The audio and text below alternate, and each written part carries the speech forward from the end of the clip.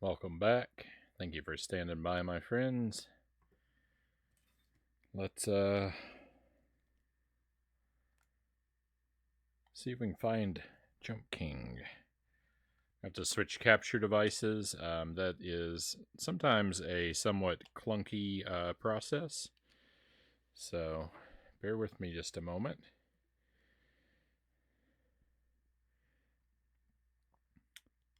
There is possibility of a loud noise or two. I'm gonna try to avoid that, but sometimes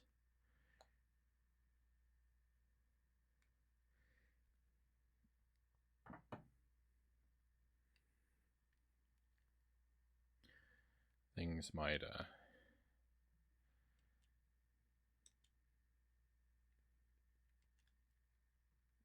get up to mischief.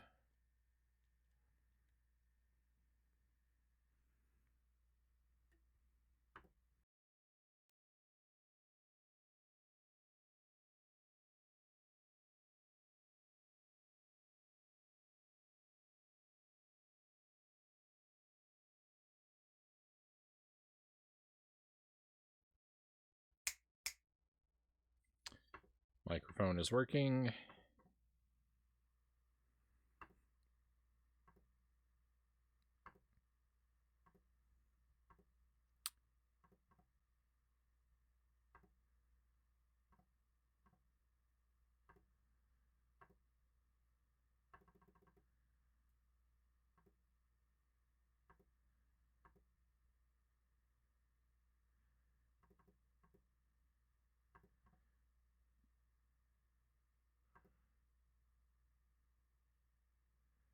Game video is working. Can we get some game audio? Now this might be a little loud. Oh, it's not bad at all.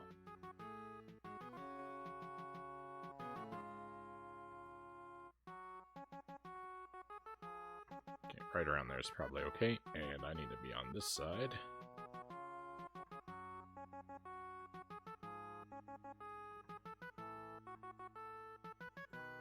Hey, setup complete.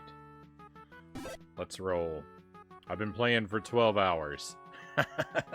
I don't have a whole lot to show for it. I'm pretty bad at this game.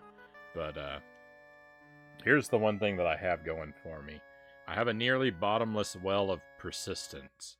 I have a very high tolerance for frustration. I might cry and complain a lot, as you just saw with Super Ghouls and Ghosts, but I'm very disinclined to ever really give something up. We have abandoned a few games on the stream. I haven't finished absolutely everything that I've started, but I have a really good track record for at least making it to credits of almost all of what we do.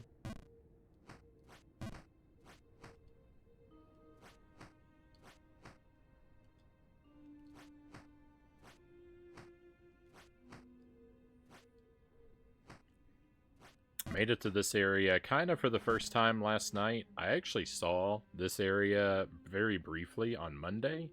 I didn't explore it at all. I just came in here and backed right back out. And I'm still not sure if that was the better move. But last night I decided to spend a little bit of time here. And so we've been quite a few screens up in this area.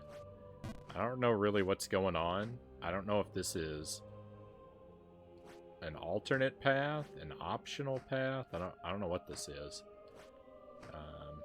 Or if this is the main path. It could be anything. So that's exciting.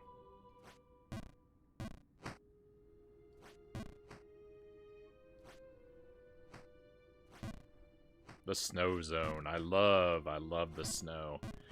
Ice levels, not so much ice levels. I mean, I like the aesthetic of an ice level. I don't really like ice physics, which comes with those. But snow and ice levels are kind of my thing.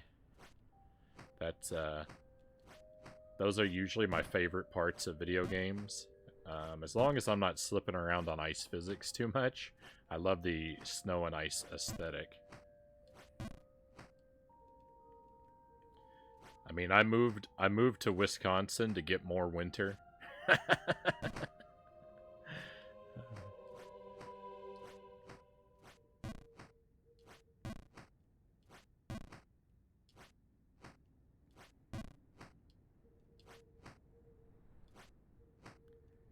I'm pretty committed.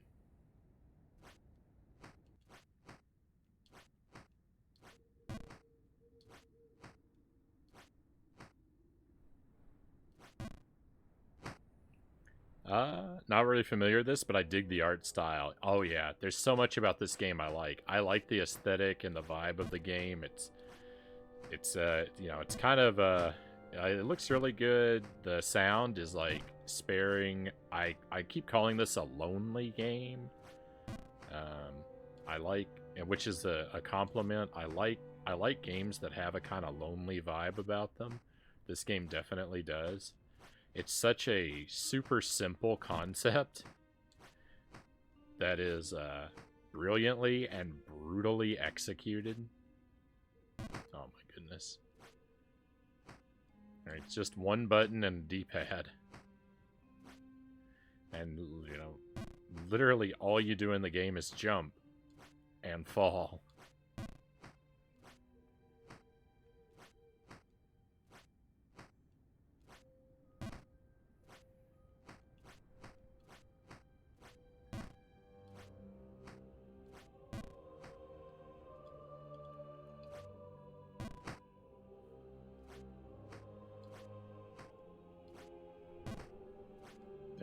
There's a certain simplistic perfection about this game.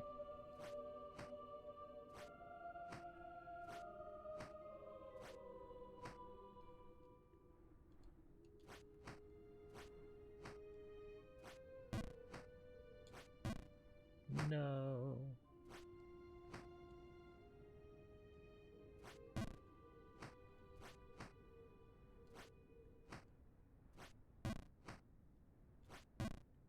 No. Come on, Jump King.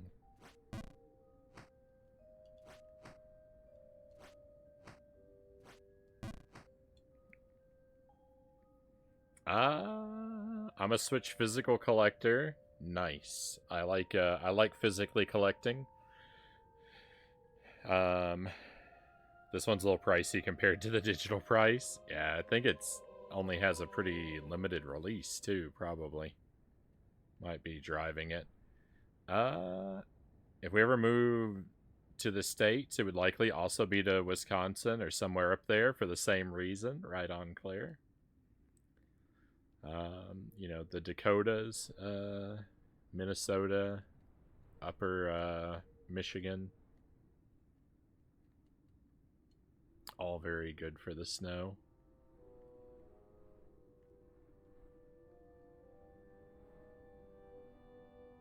Don't collect everything, just the stuff I know I'll play. Not going for a complete or anything like that. Yeah, I'm kind of the same way. If I'm gonna buy something on the Switch, I usually buy it physically. I, uh, I mean, I buy most stuff physically that I buy. Or, like,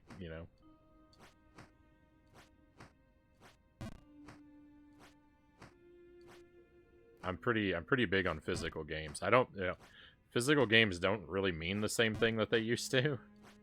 What with patches, mandatory patches and updates and stuff like that.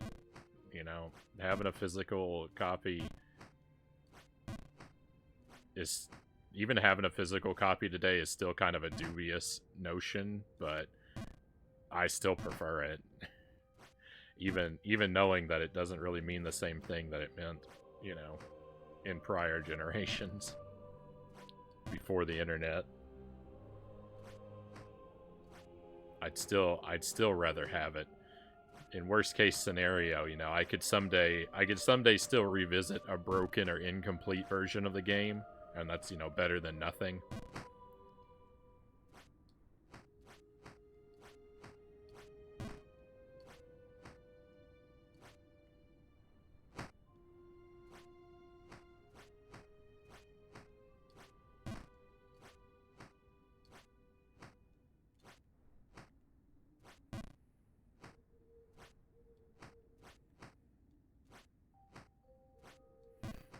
It's like $12 on the eShop. Average is about $50 on eBay. That's quite a bit.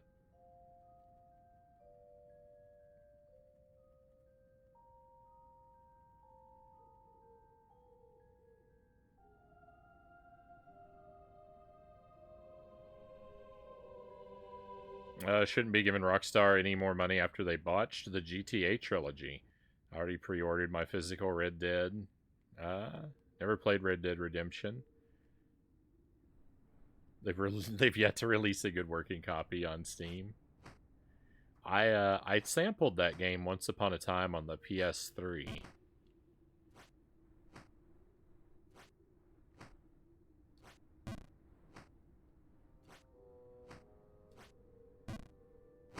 I had a PS3 and a PS4 several years ago.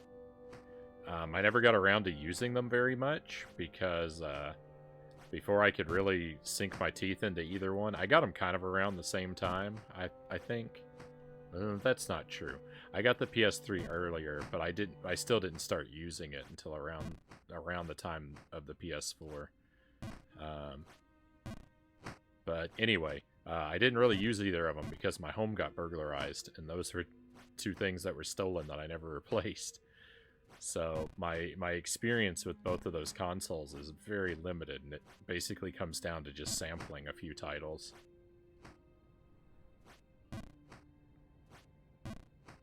I actually have a replacement PS3 now. I ended up getting one a couple months ago, but I haven't set it up or used it for anything yet. So I hear they're pretty tricky to get the capture to work right. So I don't know. I'm not diving into it right away because I know I'm gonna have to make time to sort of figure that out and maybe get some new hardware. And there's nothing on it that I'm like really eager to play, you know, mostly being a really retro kind of guy. There's definitely stuff I'd like to check out on it, and I mean I've got a bunch of games for it. I need to, you know. I don't like the idea of letting any game sit around unplayed forever. So I definitely need to get to it someday, but it's gonna be a while.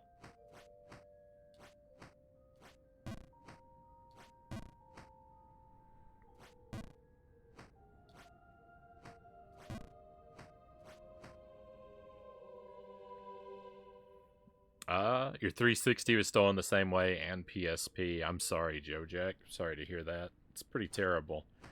So, yeah, someone broke into my apartment. They stole my PlayStation. I had a PlayStation 3, a PlayStation 4.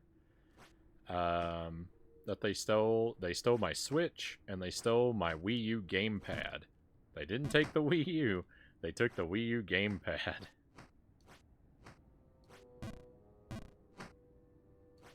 That was a little annoying to replace.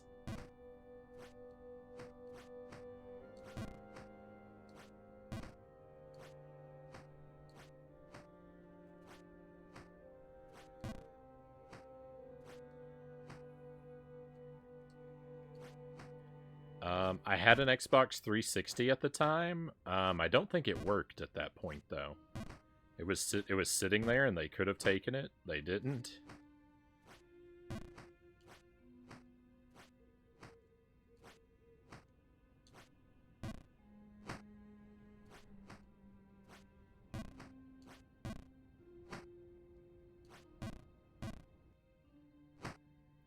Oh, I lost a lot of height.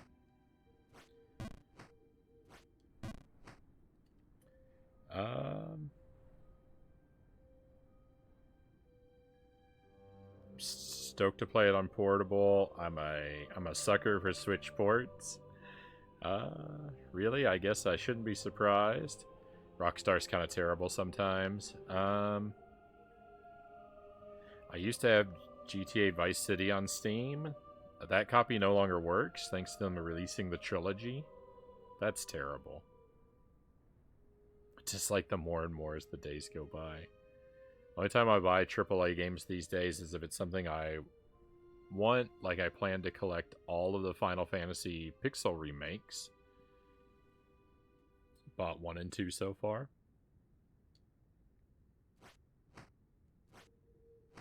Yeah, I buy Switch games if it's something I really like. If it's something I know that I'm gonna play. If it's something I know I'm gonna play heavily and likely play again, I pick it up. I usually end up picking up most of the like mainstream, well, like the mainline Nintendo, like, you know, the Zeldas and Marios. Although I haven't gotten everything. Certainly haven't gotten all of those. The new ones that come out, I definitely tend to scoop up. An indie game that really impresses me, I'll also pick up just to support it. But a lot of my Switch games, I play first as a library rental.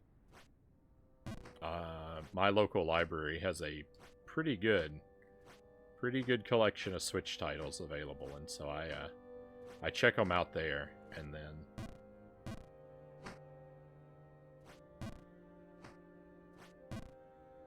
if they're really great, I'll pick up my own physical copy just to sort of, you know, vote with my dollars.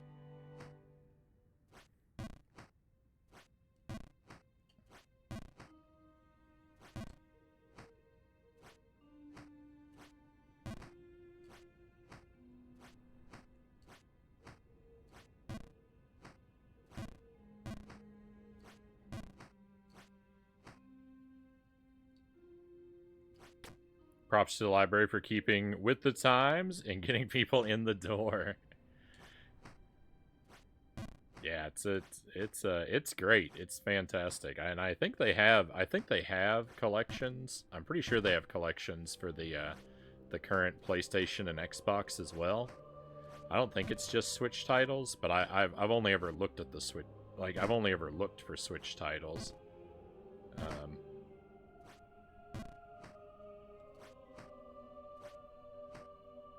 And admittedly, I don't look. I don't know because like I don't go check the shelf. I don't look firsthand. Like, Jelly does most of my legwork when it comes to actually getting the games from the library for me. So I'd have to ask her if they have those other consoles, but I'm pretty sure they do. I would be pretty shocked if they only had a Switch collection. But yeah, it's nice.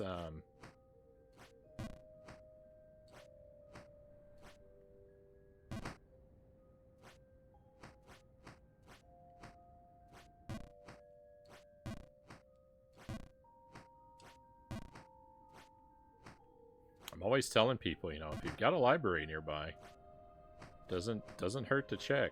Doesn't hurt to check if they might have a video game collection, you know, near where you live. Even sometimes if it's like if it's a couple cities over from you, it's still sometimes worthwhile to check other libraries nearby that aren't necessarily yours, because they could have a collection like that. And sometimes they will, like a lot of libraries will issue non-resident cards. They usually cost like a small fee, like you know, sometimes they could cost like $20 a year or something like that, maybe more. It depends on the size of the library and that kind of stuff. But you can usually, even if you don't live in the town that the library belongs to, a lot of times you can get a non-resident card and still check out, and you know,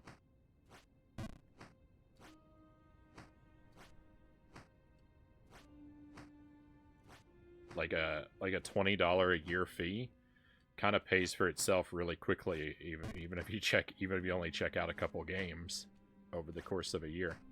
Like, you know, even if they're kind of far away where you wouldn't visit them necessarily all the time, you can still kind of get your money's worth pretty easily.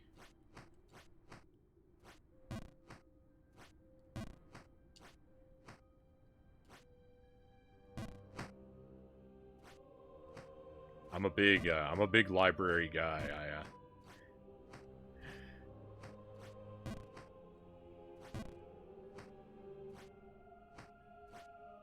Big fan. I mean, I keep my NES games in what's essentially a card catalog.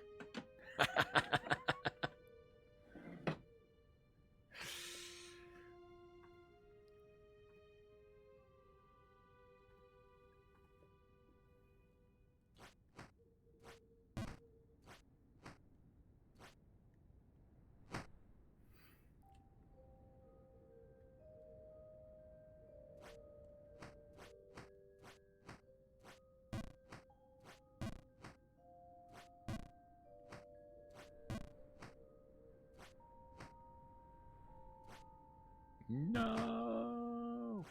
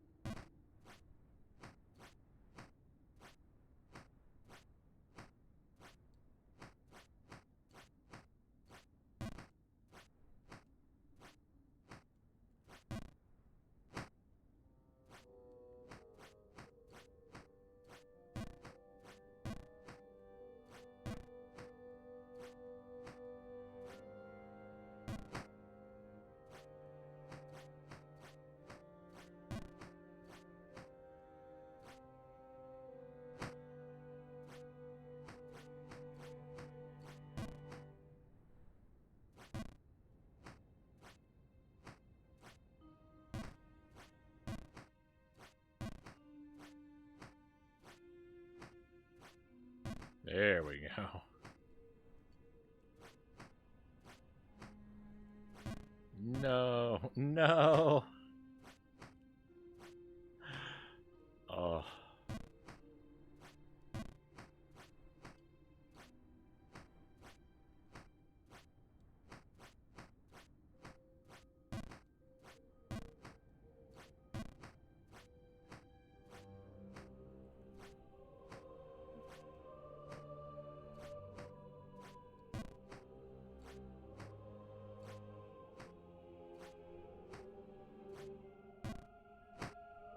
Oh, I think that's a full power jump.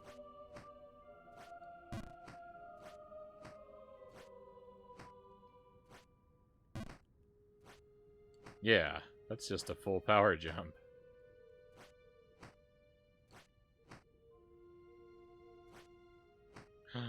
Thought I was gonna miss that.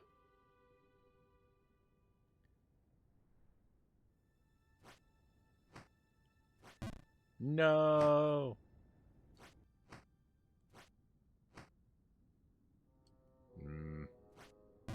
Ah.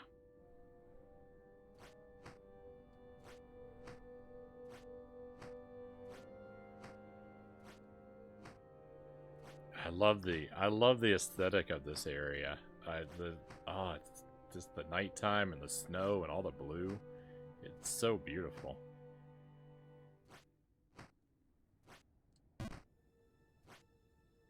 No.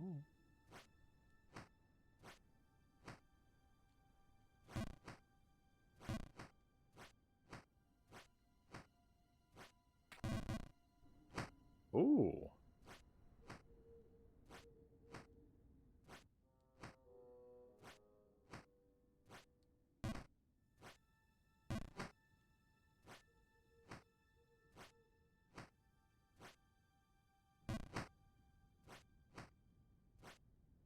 That's a block of ice up there.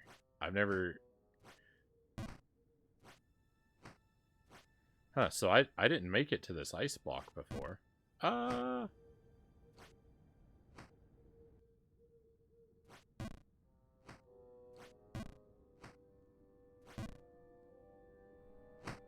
goodness.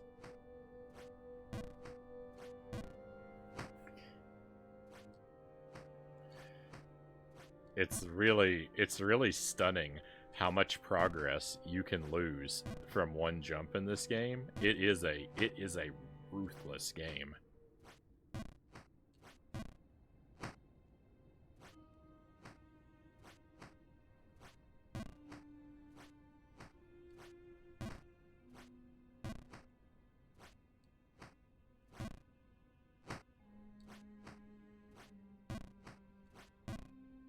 some very low ceilings here.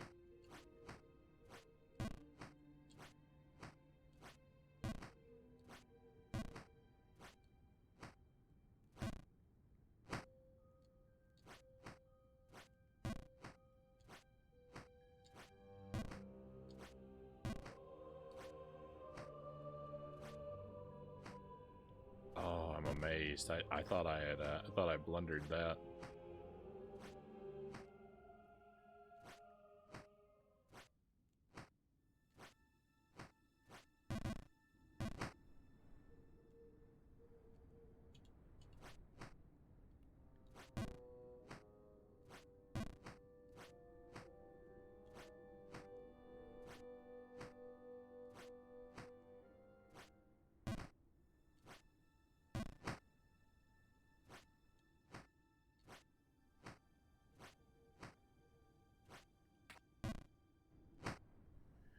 All right, you know what? I think I can't land on that ice. I think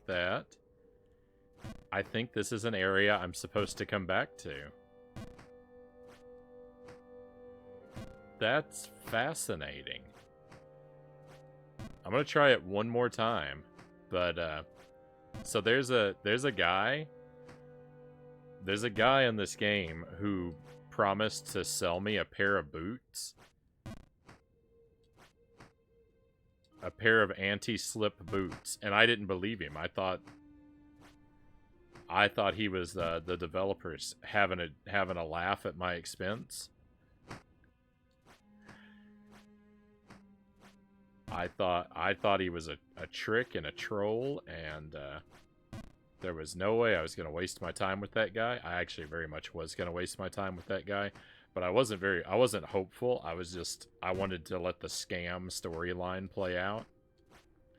But, not that this game has much of anything in the way of story, but now I think I've become a believer. I think that guy might really have a pair of boots for me, because I think it's mandatory to get past this block of ice. So, the joke is on me.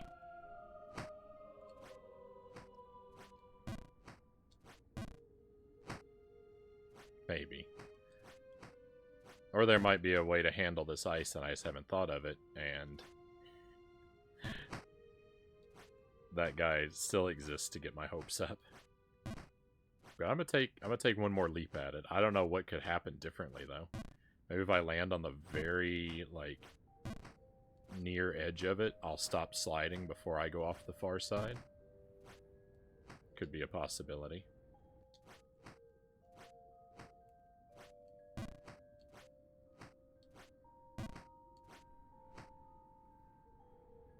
That's how they hook you in, by lulling you into a false sense of security.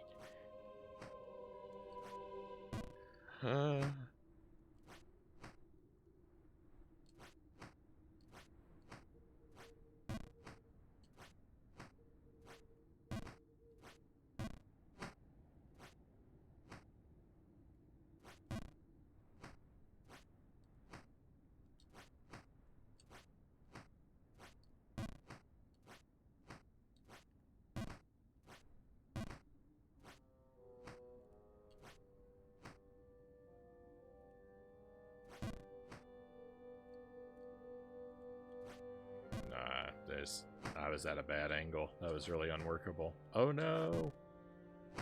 Oh no!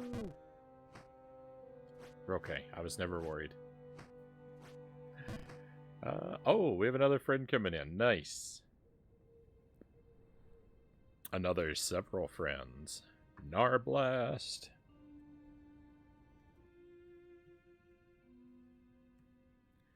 My friend Nar is a wonderful retro streamer. Lots of amazing games over there, because Nar is working through every NES game, playing through them blind.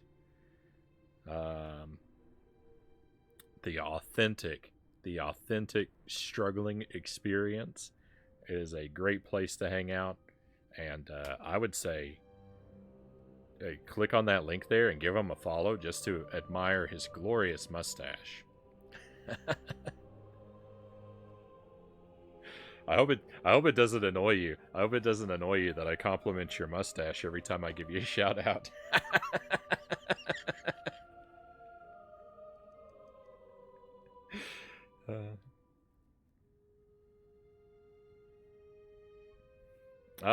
This game is sneakily tough. The sneakily tough. Oh no, it's out there.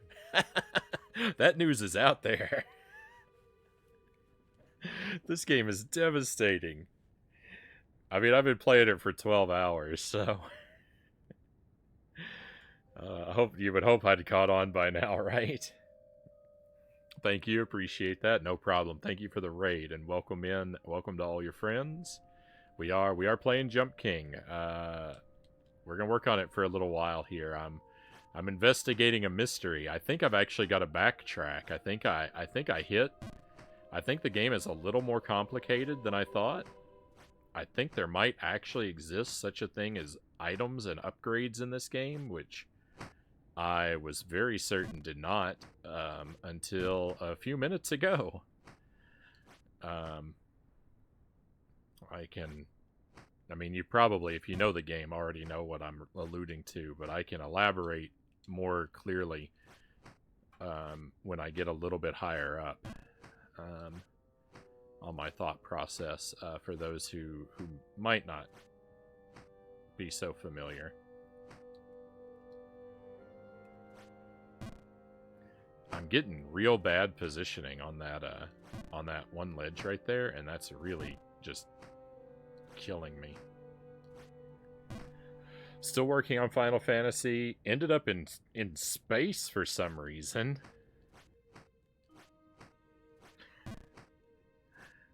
I would not have predicted that game involves a trip to space. Hey, look, we're kind of in space too, though. I think it's just supposed to be nighttime, but I mean, I've climbed up so high, I should be out of the atmosphere by now.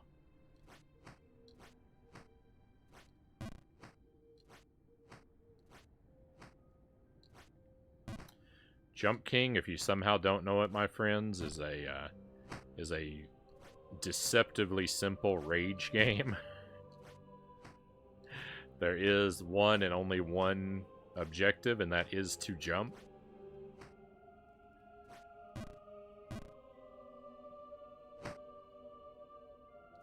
Well, we're going to back out of here. I was going to investigate. So what happened is, up top, there's a block of ice, and every time I land on it, I go sliding off.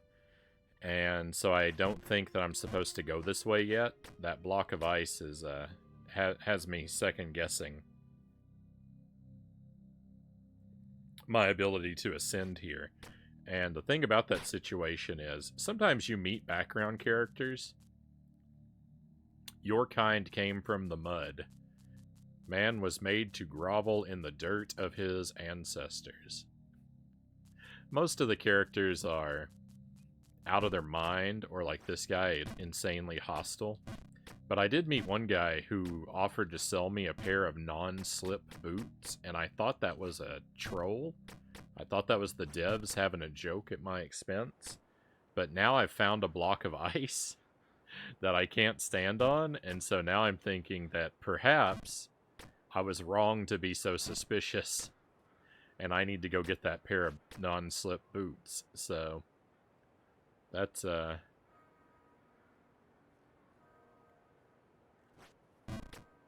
now our current project.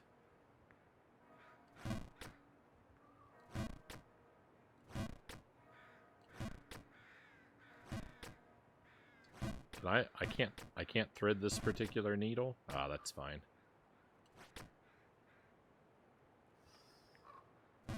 Don't fall out of the world.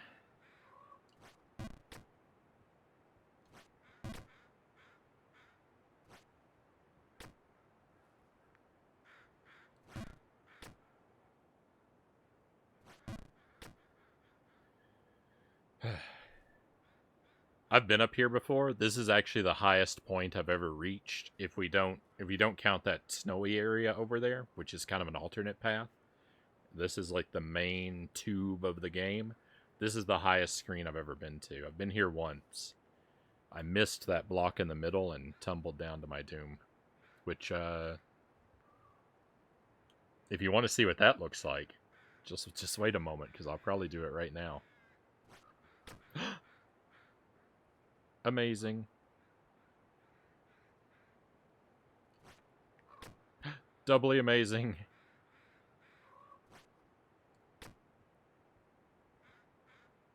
Not really sure how to get onto this. Okay, that is a bonk your head block. That's great to know. What is it? What does the game want me to do from here, though? Oh, okay, great. I'm chasing this bird. You remember the guy I mentioned that offered to sell me boots? I need that gold coin that this bird is carrying to afford those boots.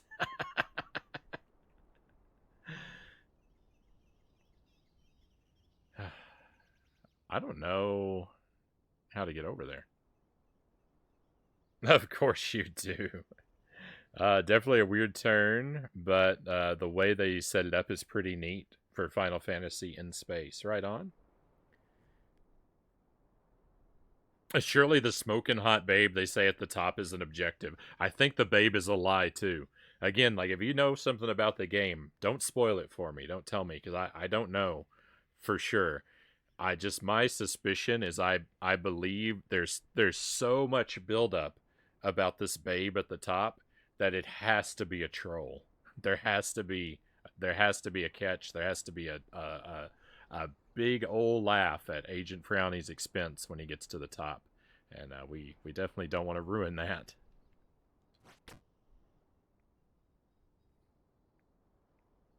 I can't tell if I'm able to stand on this platform or not, but I'm gonna risk it. Never mind, I missed. No. We're okay.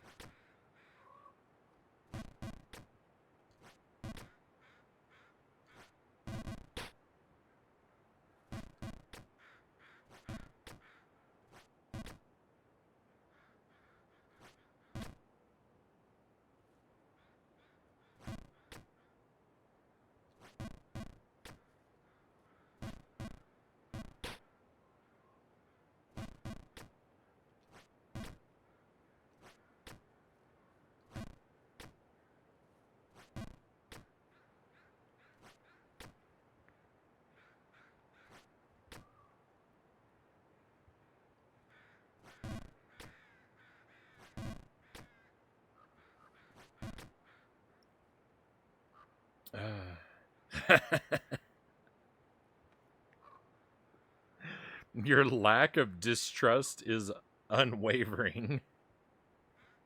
Level of distrust, yeah. You do not have any lack of distrust. Nope. I am permanently suspicious of this game. A game that's so committed to frustrating the player. How can you trust it?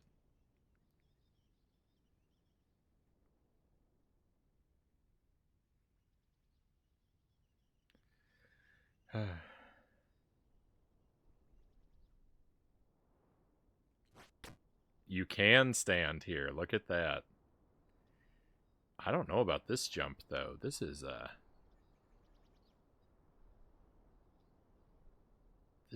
horrible jump. I made it. I didn't get the coin though. Shocking no one. That's happened a whole lot. That bird is constantly on the move. As long as, like, it looks like I can go up higher, like, I know the bird is going to just leave, so. That was, not the devastating, shocking surprise that, you know, all of the shock and terror have worn off.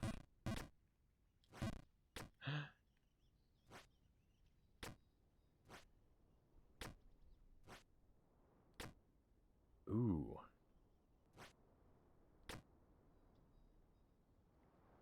I actually need to go to the other side, and I can't make that jump clear across. That was pretty good. No! We're okay.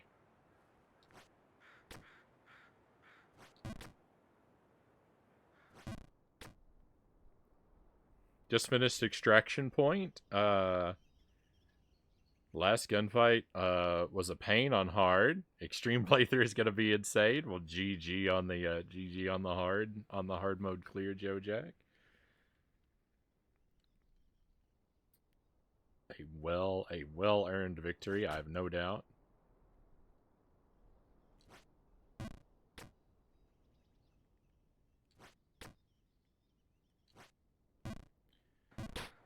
Ooh, scary game, scary game.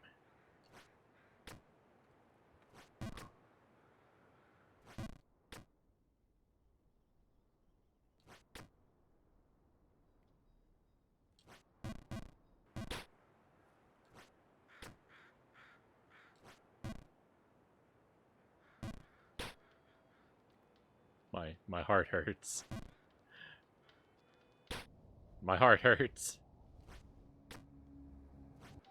This is the salesman.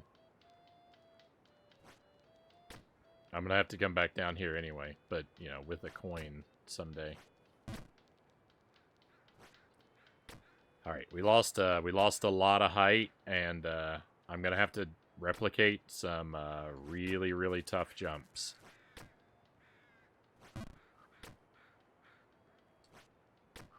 Not can't lie, that fall really stings.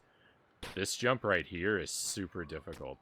Not this one, but over here on the middle, I have to thread the needle to land in there from the top.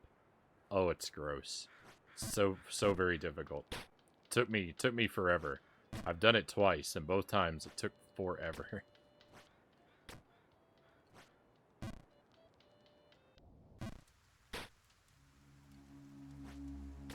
That hurts. That hurts even worse. This jump's really tough. Hey, we did it. Alright. At least we made that really tough jump there. Oh, I kind of expect I'm going to end the night at the very bottom of the world again. The way things are going, it's not looking promising for your old friend Frownie here.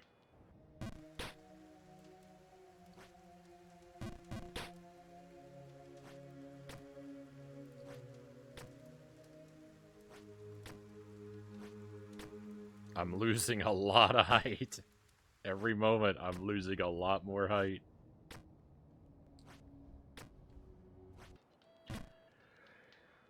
When you select the difficulty, Extreme literally says, for the masochistic player. Nice. That's not promising at all in the keep going higher game. I expect to have my head handed to me several times. This kind of like getting over it in terms of one slip loses lots of progress. I haven't ever played that. I assume so, but I don't really know that game. But yeah, one misstep can send you way down. I've gone all the way back to the very start of the game multiple times.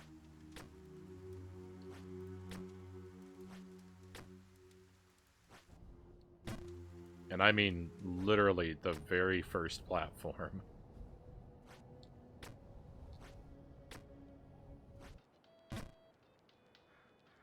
Never saw it either. Saw lots of people raging over it.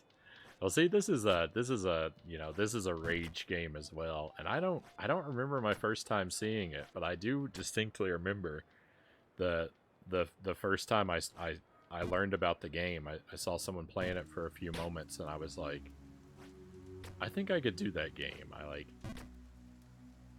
it doesn't look easy.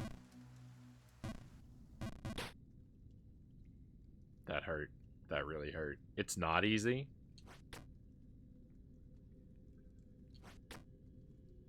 Not at all. But I was like, I think I have the temperament. I think I can handle the frustration And I think I have the persistence that gets someone through that game.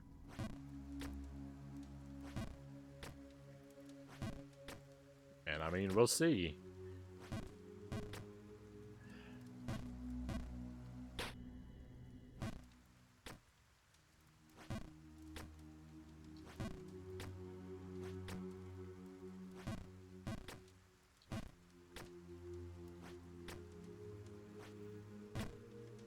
I've acknowledged that I may not be the most interesting person to watch playing this game, because for the most part, my reactions to failure are a gentle cry of no, or sometimes just complete silence. Like, you know, I don't think I'm going to exhibit any moments of real explosive rage.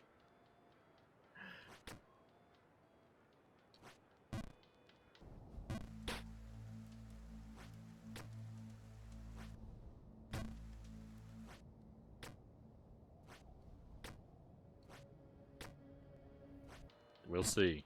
We'll see. I tend to trend more toward despair than anger in games. I you know, I don't really tend to scream and shout so much as I tend to cry and whine.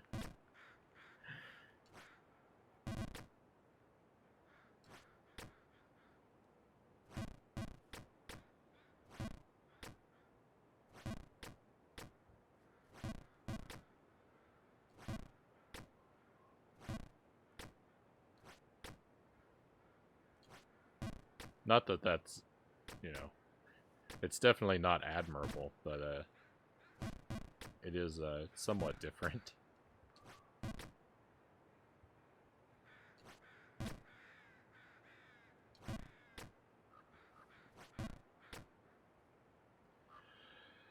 Not going to throw your computer out the window like a rage YouTuber. Nah. I don't, that would just, you know, I don't see how that would do anything but just make me more sad.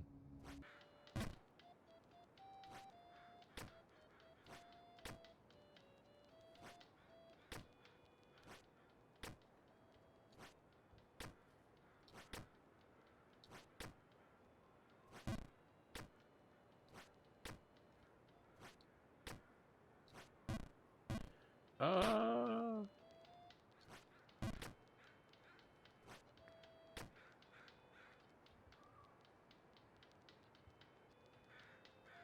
Basically, Dark Souls, only instead of tough battles that frustrate you, this one has tough jumps to frustrate you.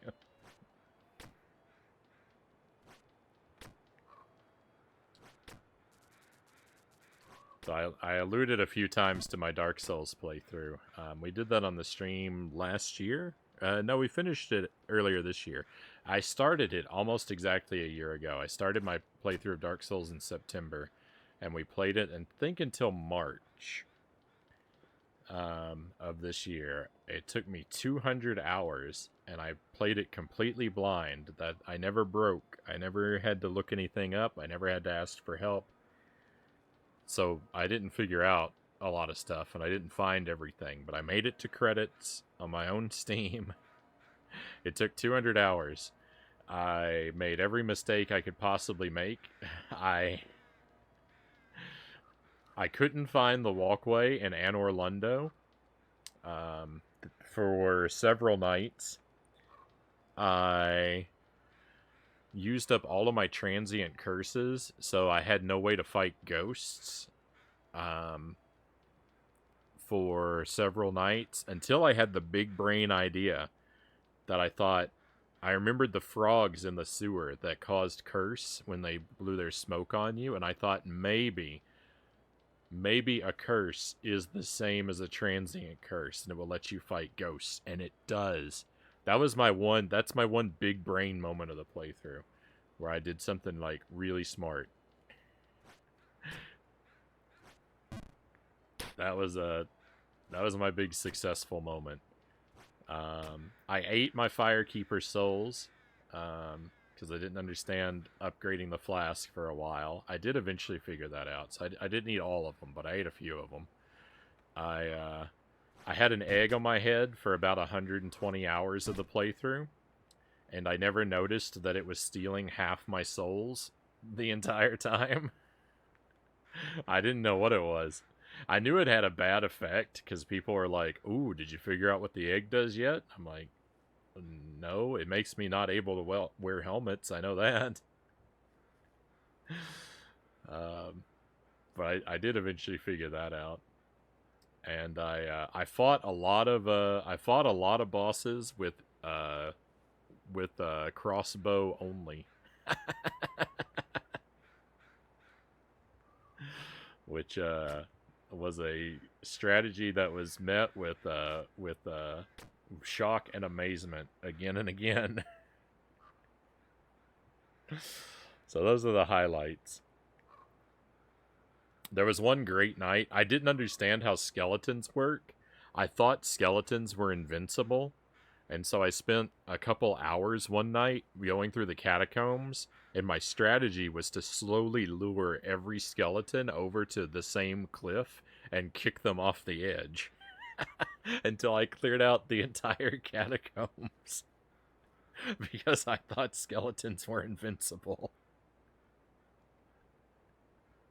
I can't even explain how I thought that. And for hours, for a couple hours we went around kicking skeletons.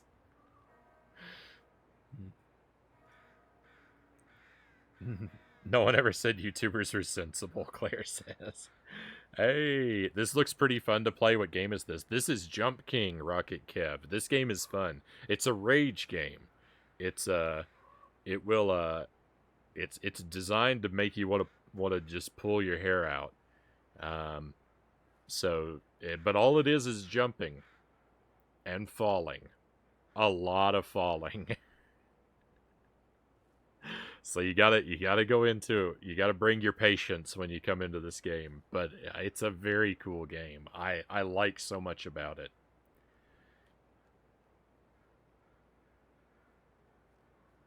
Even though they weren't invincible, it's easily the most interesting way to kill skeletons, it sounds like. Yeah, for some reason, I got real hung up on the fact that, like, when you're fighting a skeleton, every now and then you'll hit them and they'll collapse into bones, and then they'll reform. And that, when they collapsed and reformed, I had me thinking, oh, when they collapse, they're dead, but they just reform again immediately, so they must be invincible. And that's not the case. They just do that every now and then when they take damage. And it might be like in response to like a really heavy blow or something like that. I'm not sure exactly. But they have a health bar. And if I paid attention, I would have seen that even when they were collapsing and reforming, their health bar was consistently going down. But I didn't notice that somehow, no matter how many skeletons I fought. And so I went around and kicked them all off the cliff because because I'm so dumb.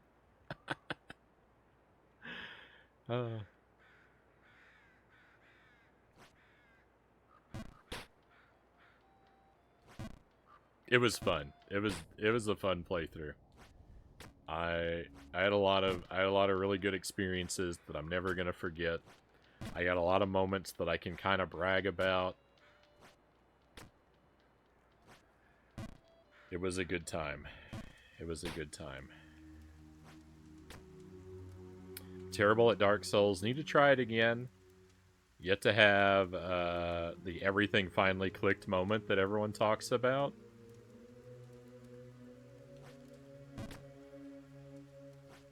I had several of those moments.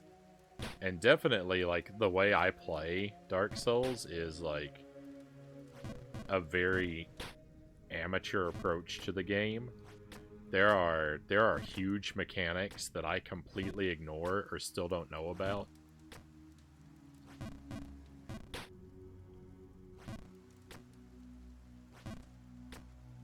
But, you know, with persistence, you can make it through. Kicking some bones. Shame on you, agent.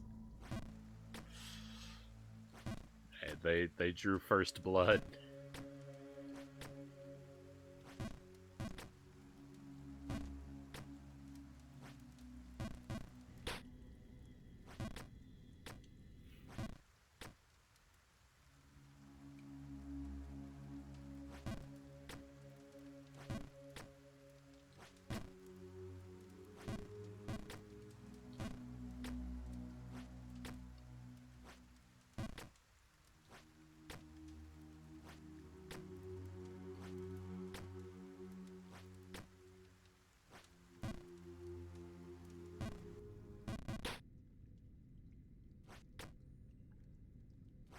This is a very long way down.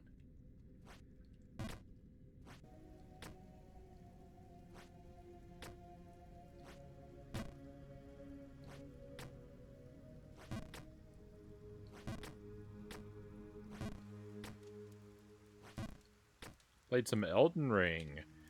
Never played another Souls-like before it. Let me tell you, that is a bad idea. I plan to go through all of them. I plan to go through all of the Souls-like games. I'm just going to do it very slowly. You know, like I've seen other people like doing back to back to back in marathons. And I feel like people kind of want me to do that. But they're really big games, and I don't really want the experiences to all bleed together into just one indistinct mass. And I mean, for a while I didn't have any hardware to play any other ones. I can play a couple more of them now that I have the PlayStation 3. But, you know, I'd rather, when it comes like multiple games in the same series, unless I'm playing them as part of a trash marathon, like quality games in the same series, I tend to spread out pretty far apart. You know, for the sake of variety and to have them not run together. And, you know, just to have more fun things to look forward to. I like Wario Land games. I've mostly been really enjoying the Wario Land games, but I've only been playing one a year to sort of keep them a treat that comes up every now and then. I'm long overdue for Donkey Kong Country 3. We've done 1 and 2.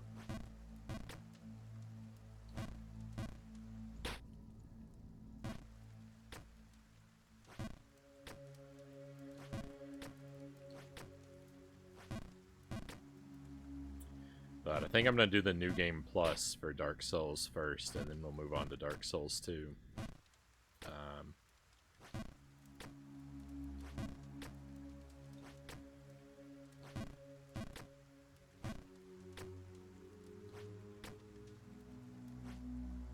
I think is the way we're going to do it.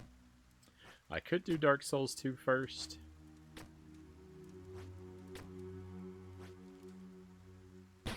Might not be the worst idea to play that one while I'm still real ignorant and bad at the first one. Like, it could make for a much greater struggle and more amusingly terrible playthrough of Dark Souls 2 if I dive into that before doing the New Game Plus. I hadn't really considered that. I don't know. I'll chew on it. I'm not heading into either of them for a while still yet. Trash streams are fun. I do a lot of those. Claire. Maybe not quite as heavily as some of my streamer friends. But I feel like I dive pretty deep into the trash games. Because I don't tend to... one thing I don't do very well is I'm not much of a game sampler. When I start up a game, I always have very strong intentions of finishing it. Regardless of how terrible or painful it may be. I try very hard to make it to credits of everything we do. There've been a few. There've been a few games we've abandoned, but they're very rare. Definitely in the 2.5 years we've done the stream, I think I've abandoned fewer than 5 games.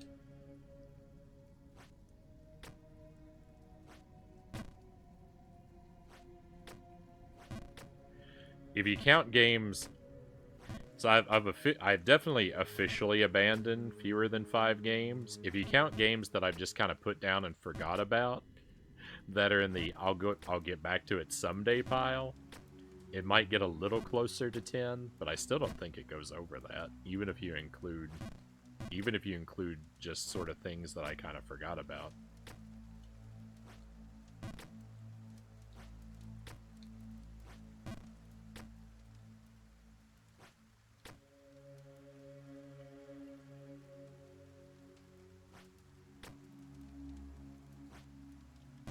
But at least twice a year, I plan little month-long marathons where I knock out a whole lot of shovelware titles, and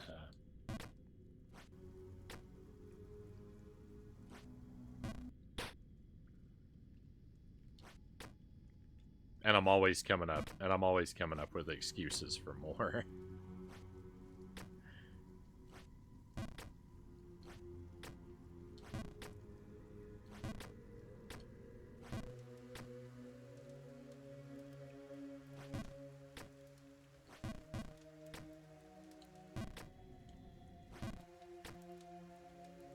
When it comes to things like that, like doing like licensed games that I think are going to be pretty bad, I really like to try and get a whole bunch of games from the same IP or the same series and run them back to back.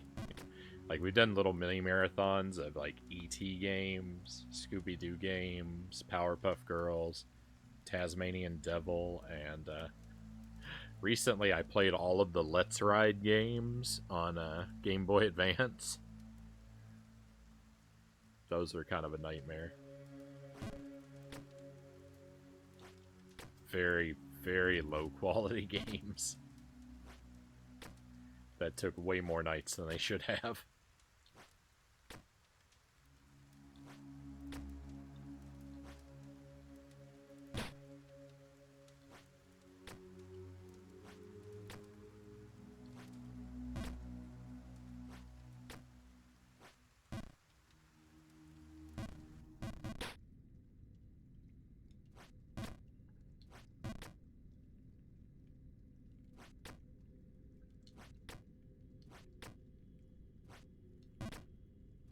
I was shocked.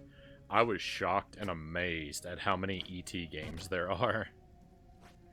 Because I feel like, I mean, maybe everybody knows stuff I don't know. That's completely possible, but I feel like everyone knows about ET on the Atari. But there's a whole bunch of ET games. There's like 6 or 7 of them.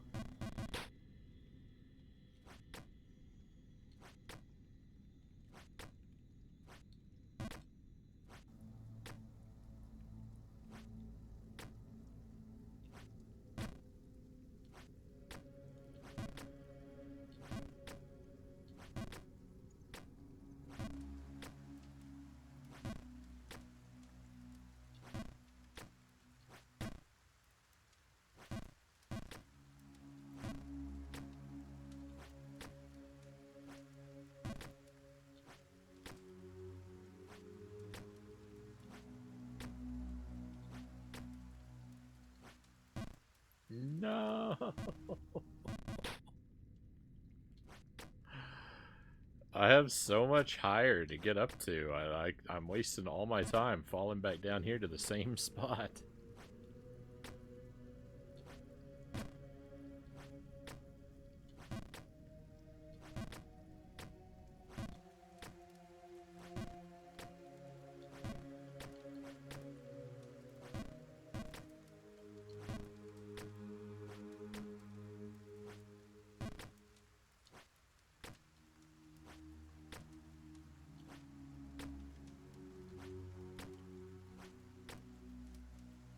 This is one of those games that, like, you beat it one time and you automatically come out of your first playthrough understanding all the speedrun strats. because you spent so much time redoing every area.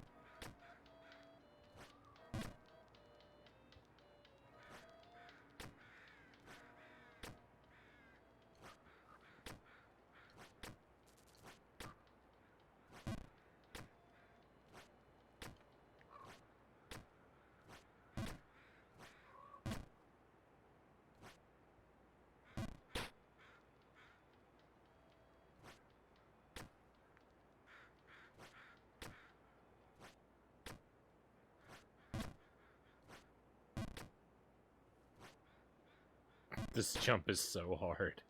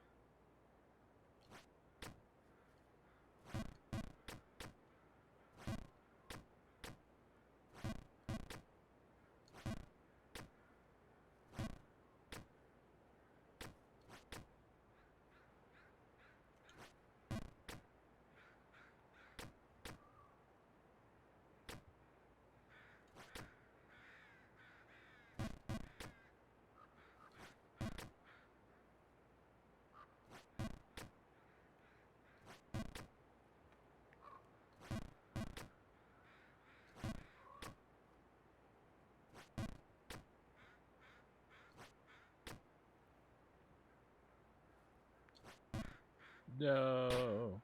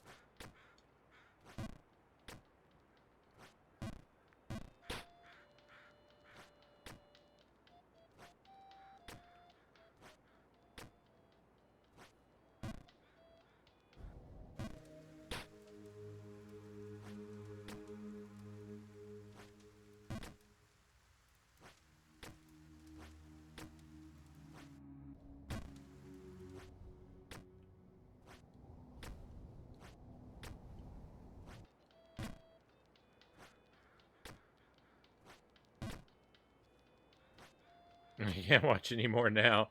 I understand what you're saying. Oh, you're feeling sympathetic rage?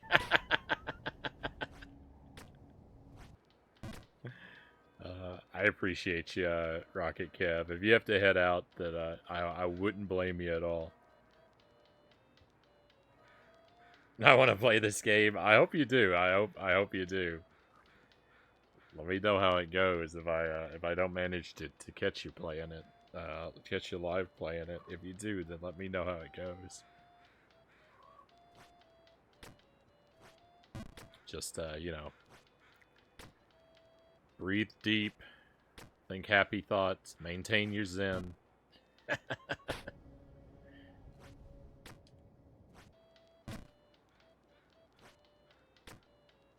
Jump King's a very easy game to understand, and not in a good way.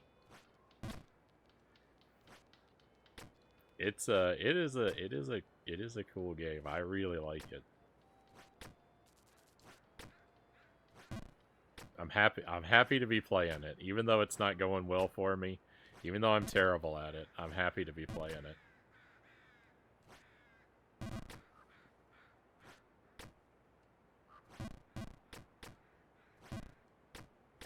I find it infinitely less frustrating than something like Echo the Dolphin.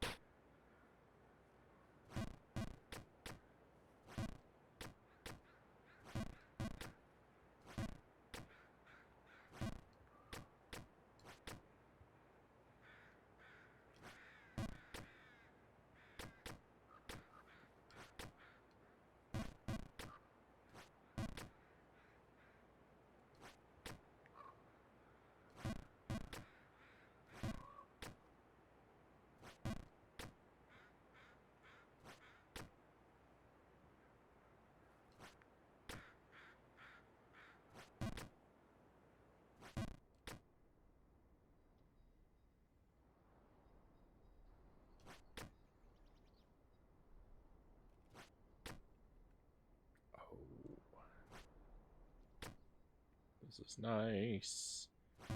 That's probably gonna overshoot. Ooh, but I get another chance, and I blundered.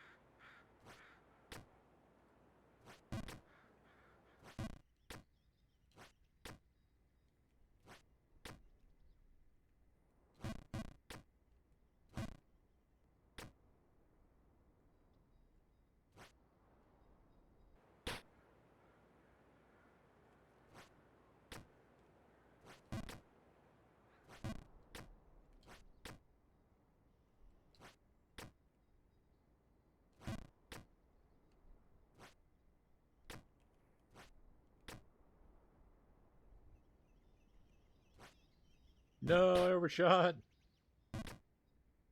Can I just fall off here? Oh, thank goodness.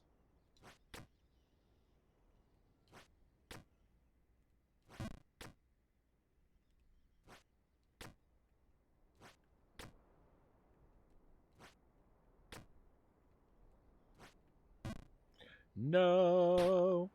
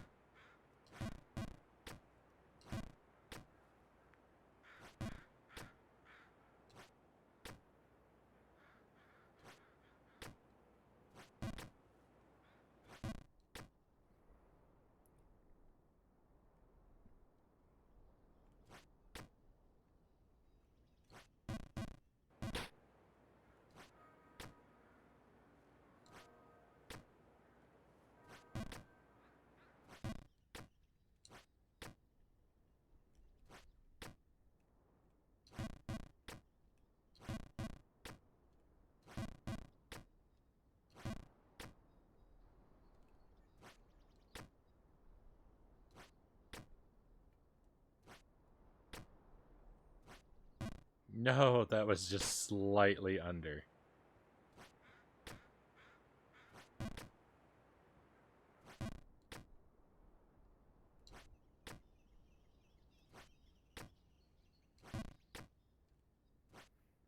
Coming up here, by the way, is a new PB for me.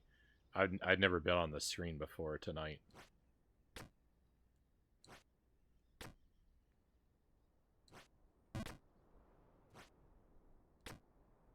See, there's a very nasty fall here.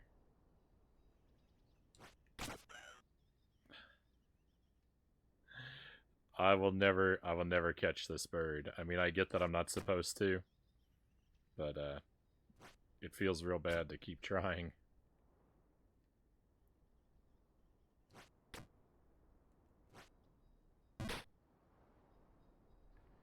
Actually, I don't understand how this part is supposed to work. Can I land on that? Oh my goodness.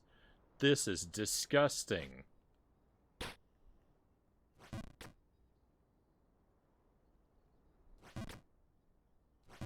I go inside this well? I can. There's nothing in here, though. This is also, you know, naturally is like, you know, new PB territory. We're doing good.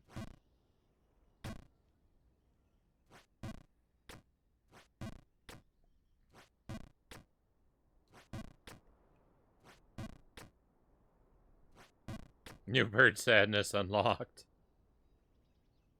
Uncharted height.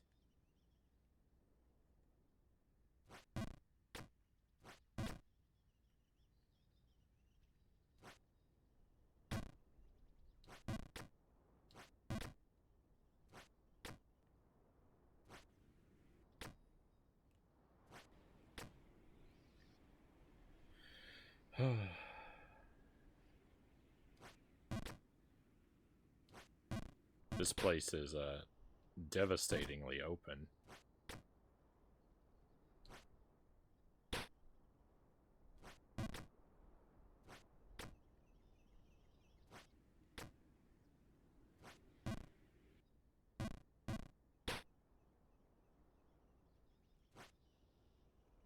That was too much. All of everything that I have ever done in my life is being erased right now. Look at how far down I went. That is amazing.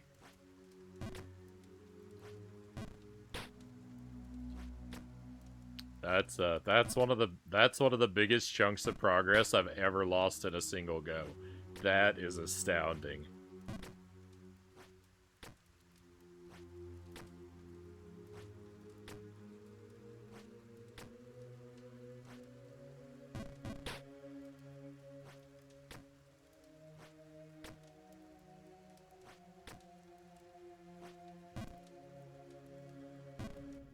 Let's just keep this party going.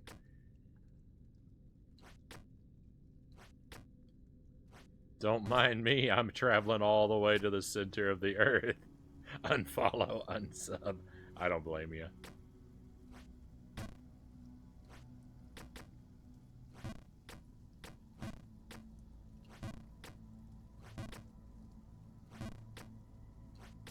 If anyone is following or subbed because of because of my gaming skill, that you have been sold a false bill of goods.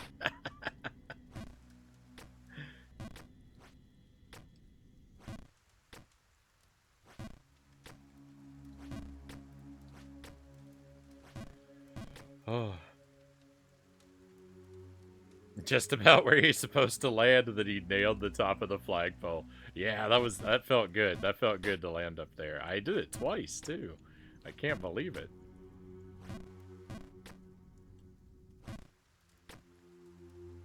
Yeah, it wouldn't be because of my Jump King skill. It certainly better not be.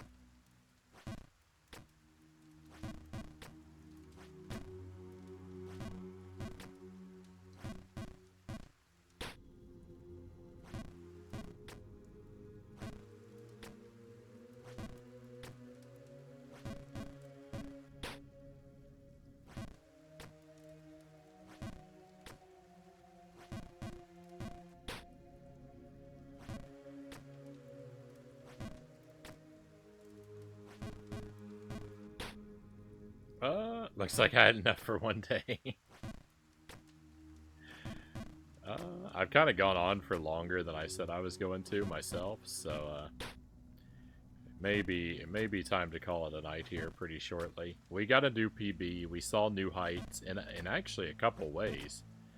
I learned some things about the game. It might be close to. It might actually be close to time for me to wrap things up too.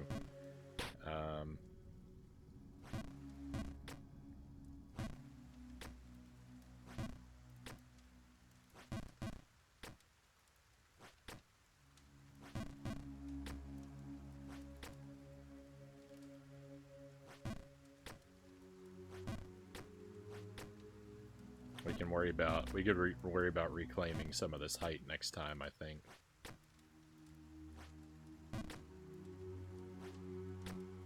Let's see. Next big fall. We might well, never mind. We're gonna be going all night long. Ignore everything I just said. This train's just gonna continue to roll. I can't bounce out of here now. I can't flake on my good friend Sarconius.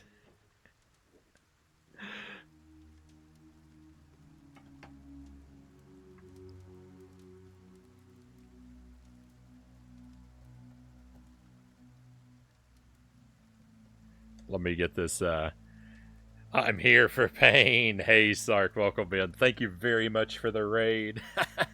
I was just talking about winding down for the night, but hey. Here comes my second wind.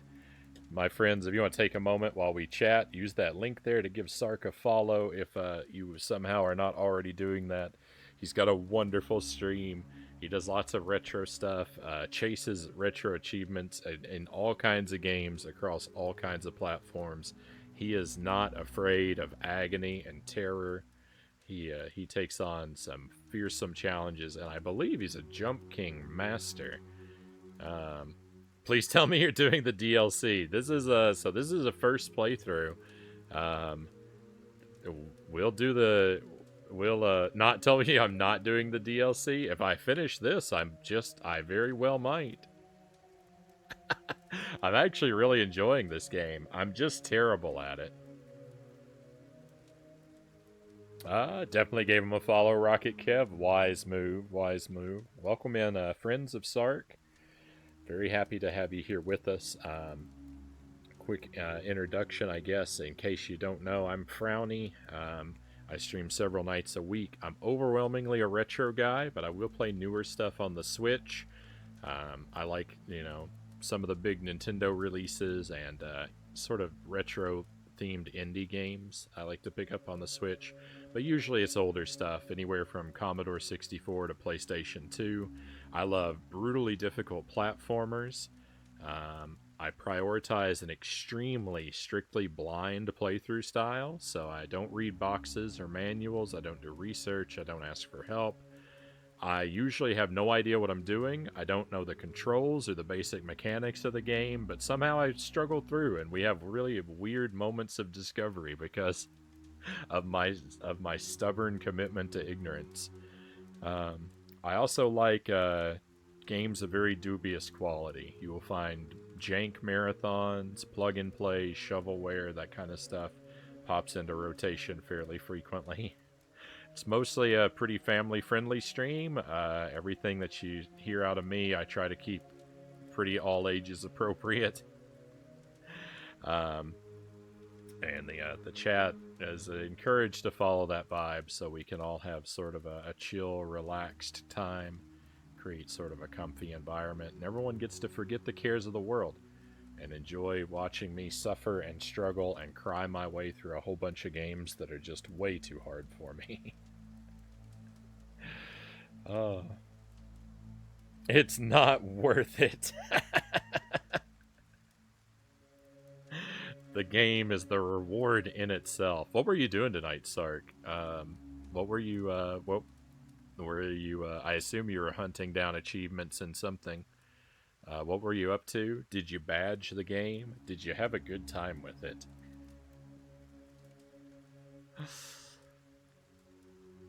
No one's good at this game, Claire says. Oh yeah, you're gonna see some horrifically bad gameplay. It's been a rough night. We played Super Ghouls and Ghosts earlier tonight. That's my second time playing it within a week. I played it on Saturday, and I was just doing any percent runs, and I actually cleared Super Ghouls and Ghosts in one life on Saturday. It actually makes my third deathless clear of that game. So I'm kind of good at it sometimes, right? Tonight, no. It took me 5 hours to complete one run because I'm trying to play the game with all the bogus weapons. I'm practicing what I call I'm practicing 100% runs, which I define as all treasure chests and all money bags. But the two good weapons, the bow and the knife, are off limits during practice, and it's horrible. I struggled. Even the parts that should have been easy were terrible. But all that's behind me. All that suffering's behind me, because now it's only good times with the agony and frustration that is Jump King. I put one terrible experience behind me and picked up another.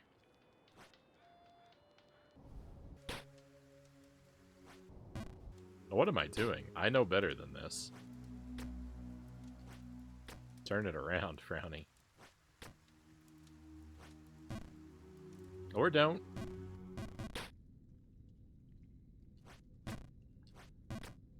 I reached a new PB tonight, though, in this one. I saw brand new heights. So any night I get higher than I've ever been before, it really doesn't matter how low I end up. As long as I've seen something new, I can sleep easily. Venom and Spider-Man in separation anxiety. One achievement away from the badge, but it was broken, so I've got to put in a manual unlock. So you got the achievement, it just didn't trigger for whatever reason. Huh. Is that game like Maximum Carnage? Is it like basically the same game? Or am I mistaken? Because I've never played that one.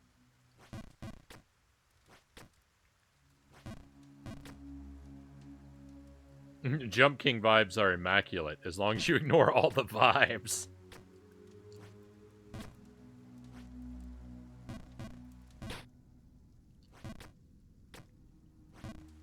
I feel like this game is like almost like, I don't know, karmic in a way. That's not really the right word. But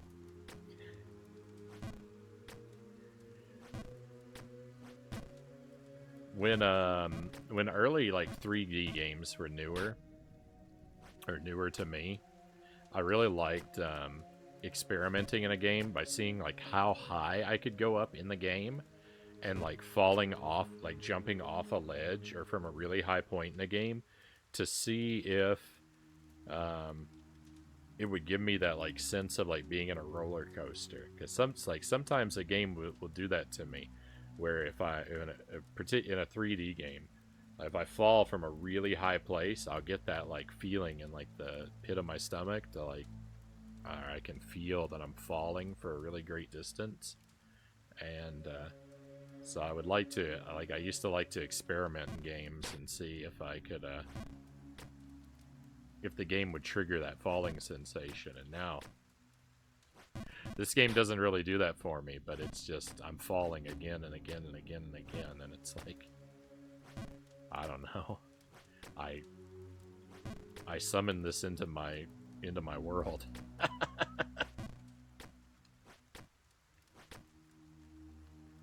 I don't know if I've ever been over onto this ledge before.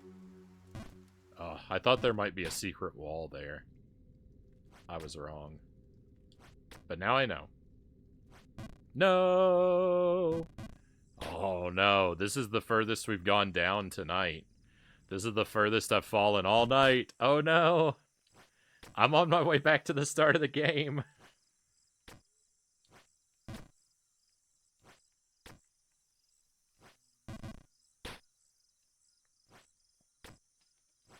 You would not believe. You would not believe. Well, you might. How many?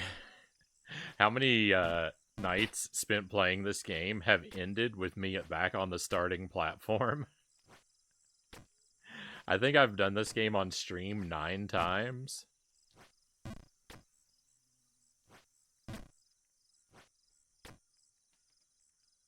And I've ended, I think 7 nights on the starting platform.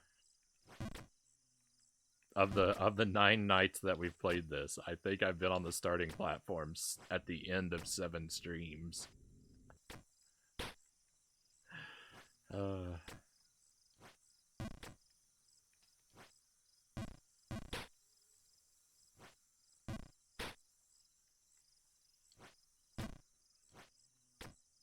I'm experimenting multiple times.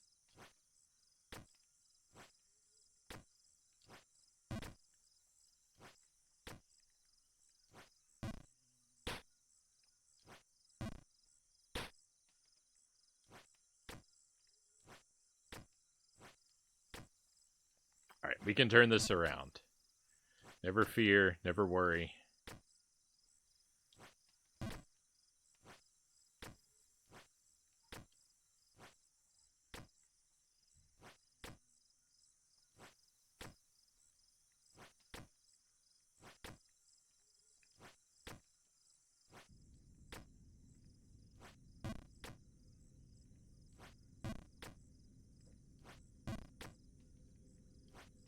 I don't know if the mic is gonna pick it up, but you might hear our dog making a little bit of noise upstairs. I think I can hear him. He and my wife are waking up and probably gonna go out for a walk soon.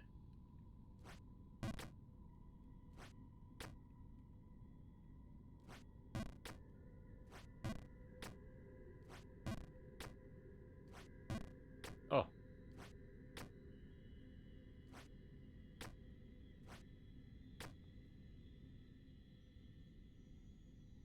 $3:47 a.m. That's 6:47 for me.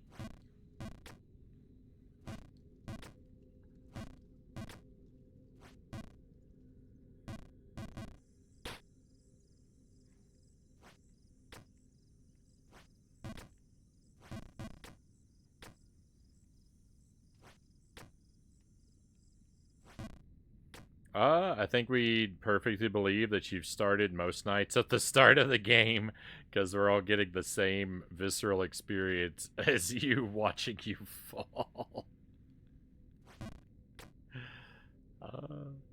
Yeah, I don't feel that feeling in 2D games, and I actually don't know that I've felt it for a long time in a 3D game even. I guess now that, they're more of a common thing, I've acclimated. But yeah, for a while, a good long fall in a 3D game could give me that weightless feeling in the pit of my stomach and feel like, I feel like I was on a roller coaster. And that's kind of a fun feeling to chase in a safe environment.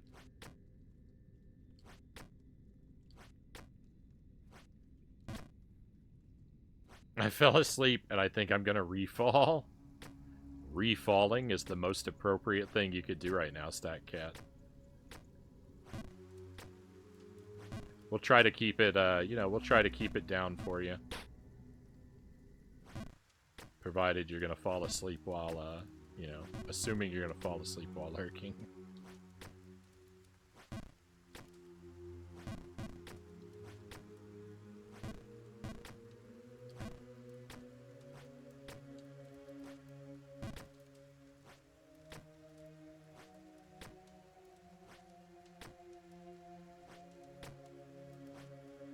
No.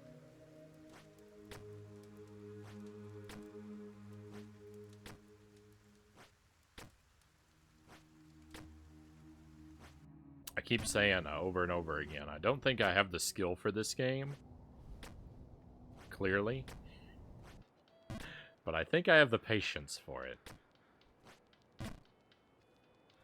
I'm learning to keep my equilibrium about me. It's a good, like, this is a good opportunity to practice.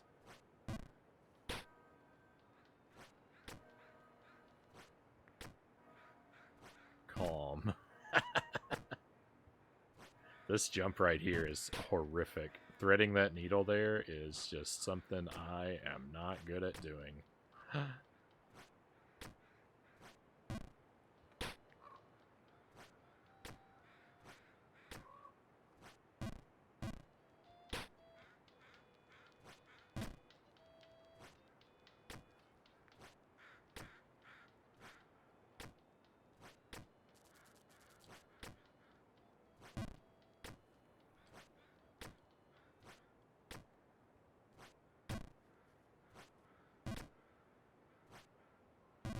That is the hardest jump in the game for me so far. That's the one that I like consistently miss the most, I think. It's hard to, you know, say with absolute certainty, but it's a strong candidate for my worst jump, at least. I don't know what necessarily is up there with it.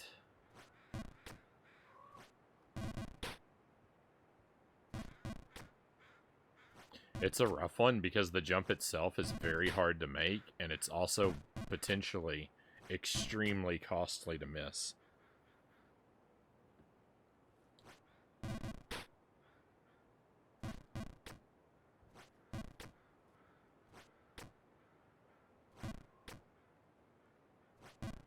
Hey, Itty, welcome in.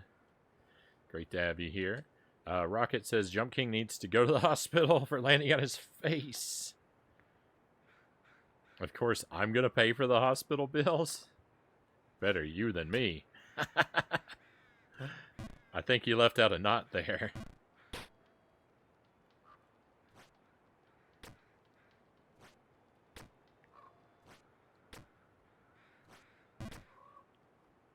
Itty, I did a 100% playthrough of Super Ghouls and Ghosts.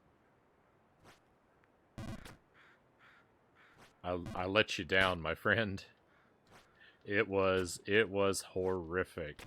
Even when I got to the end and like the last, you know, even if you're doing 100%, the last stage is the same, basically, because you still have to finish with the bracelet, so it doesn't really change anything about your gameplay.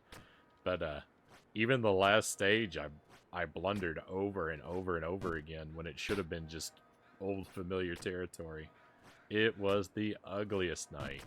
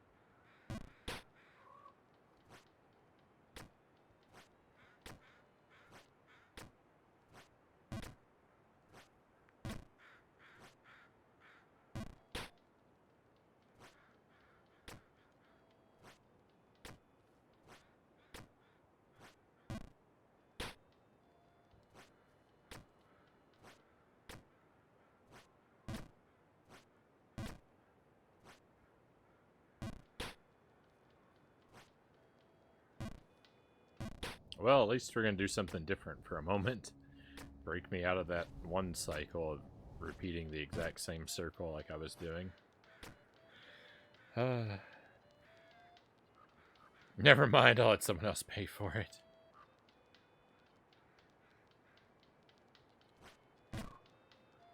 The entire U.S. GDP is not enough to pay for the hospital bill of Jump King. the entire world.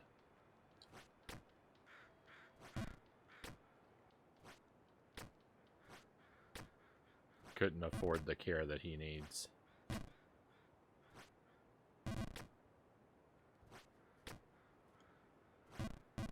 I'm back with breakfast. What's the PB so far? About 4 screens up from this. I'm chasing a bird with a coin in its mouth. I thought that, so there's that guy down there. I still don't know the full situation here. There's that guy down there is like, oh, I'll sell you some boots for a gold coin. And there's conveniently a bird with a gold coin in its mouth. And I said, I don't believe a word of this. I don't believe this situation. I don't believe this scenario. This guy is a liar. He doesn't have any boots. That bird, even if I can catch that bird, which I don't think I can, I'm not going to get the coin. Even if I get the coin, he doesn't have any boots. He's going to be gone. But then I found this little area to the left over here. And there's a big snowy area over here. And I went up really high over here, and I found a block that's made of ice. And I can't stand on it because I keep sliding off.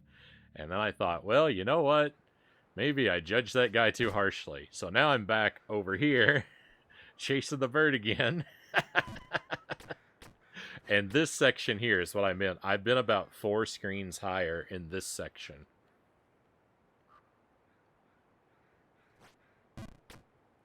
I don't trust this game, though. I don't believe anything it wants to tell me.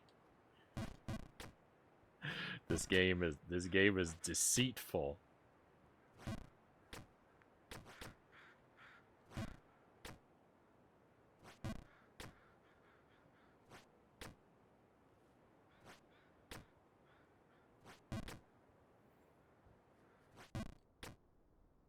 So I think I've been 2 screens higher than this, if I remember the layout above me correctly.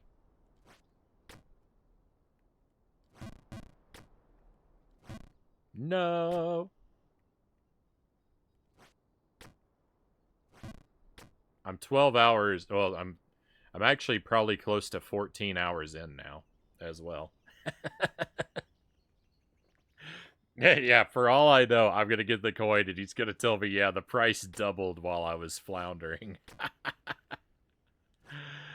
I wish Jump King would just stomp on his head and take the boots.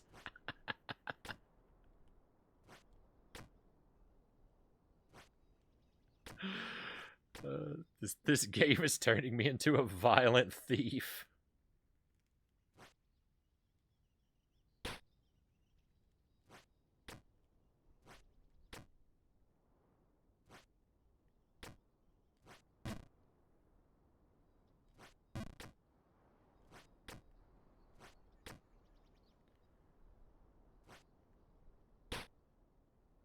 This jump is real fun, right? Landing on this flagpole. Woo! I actually get that jump very frequently, though. That's I think that's the 3rd time I've gotten it. This is as far as I've been. You can see the bird up there, so you know. This is my PB.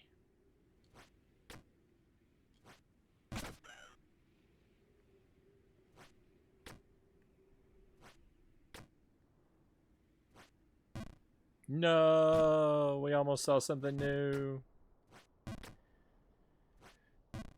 I don't know how long I have to chase this bird, but I'm really sad about it. Violent video games don't make people violent, but difficult ones do. toward video game characters.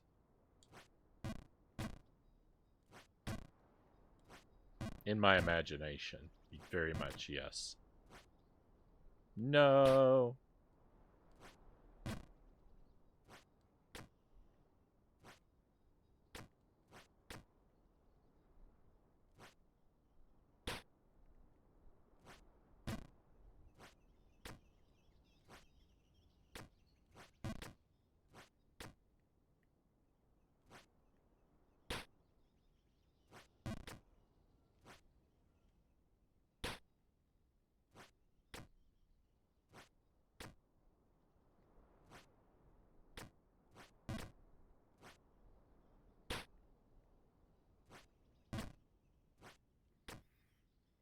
This is a rage game. It's literally designed to infuriate you. Indeed.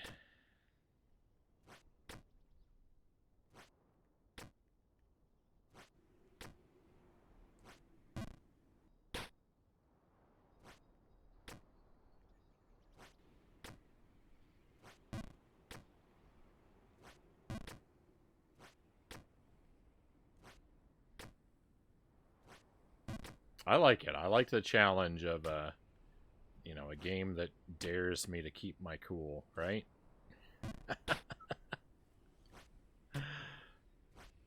Oh, we're gonna lose a lot of progress, my friends. We're gonna lose a lot of progress.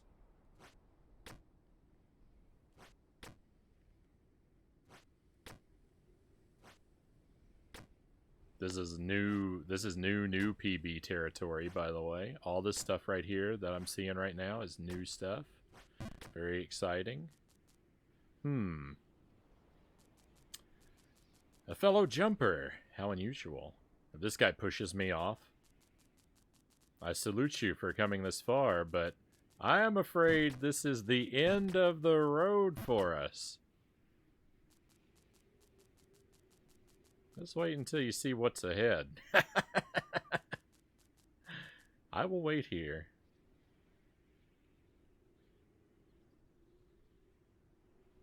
I don't remember where that platform was. All right.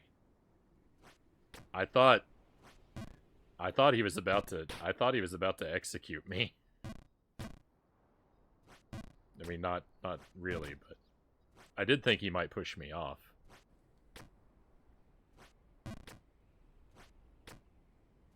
He doesn't know that my superpower is no fall damage. No, I missed the jump.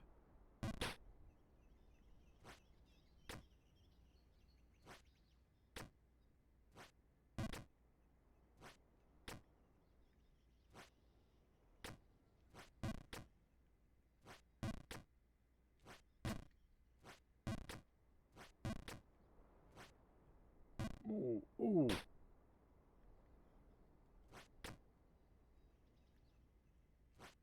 Making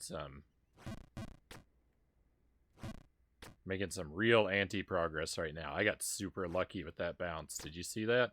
I should have been down that slope. I should have been down that slope and at the bottom of the universe.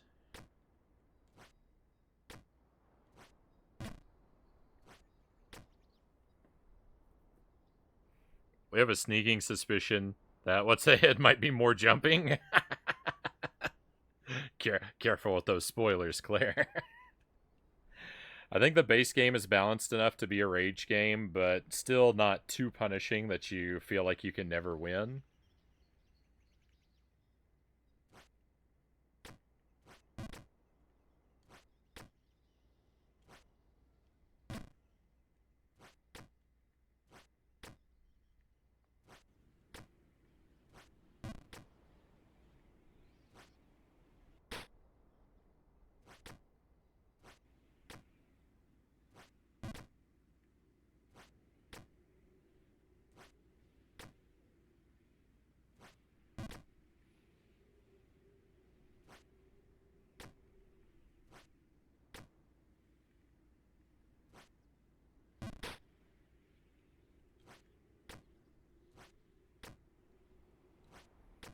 I won't lie and pretend like I'm not scared, because I definitely am.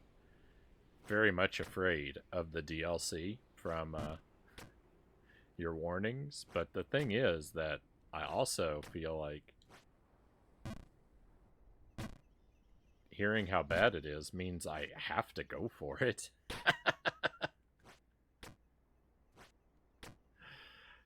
Like,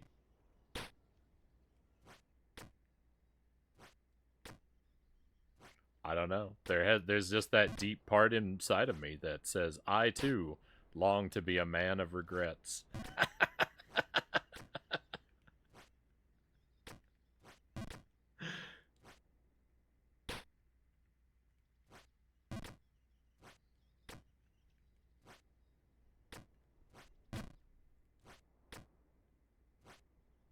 No. No.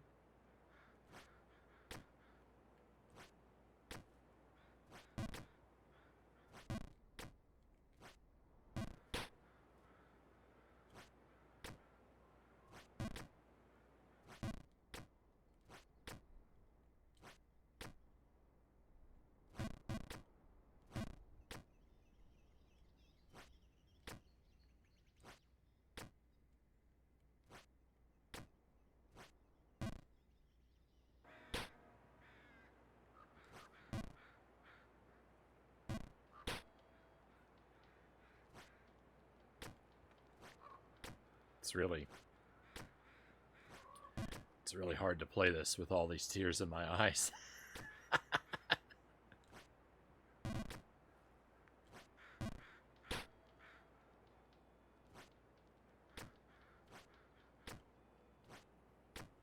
I don't think I felt more despair playing a video game than I did with Jump King DLC.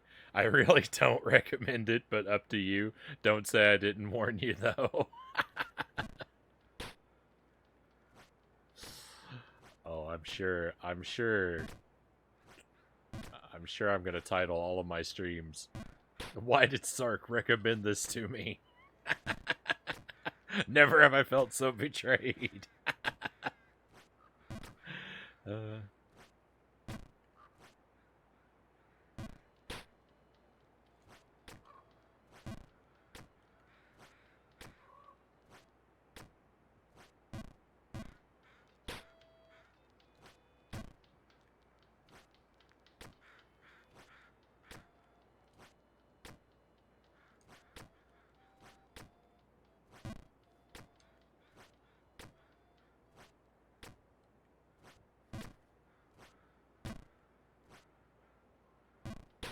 Is the Jump King DLC, is that what you would cite as the hardest challenge you've overcome? Or is there something even more devastating?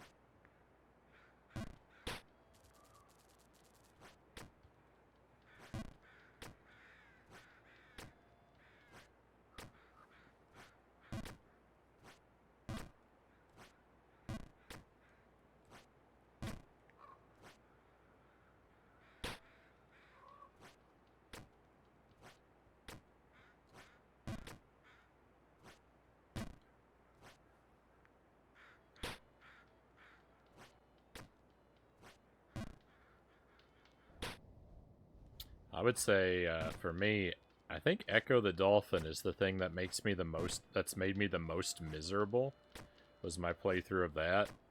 I got stuck on the last level for 21 hours. And it's just a horrifyingly bad time all around. I'm just bleeding progress right now. So that was probably my most miserable time in a game, was Echo the Dolphin.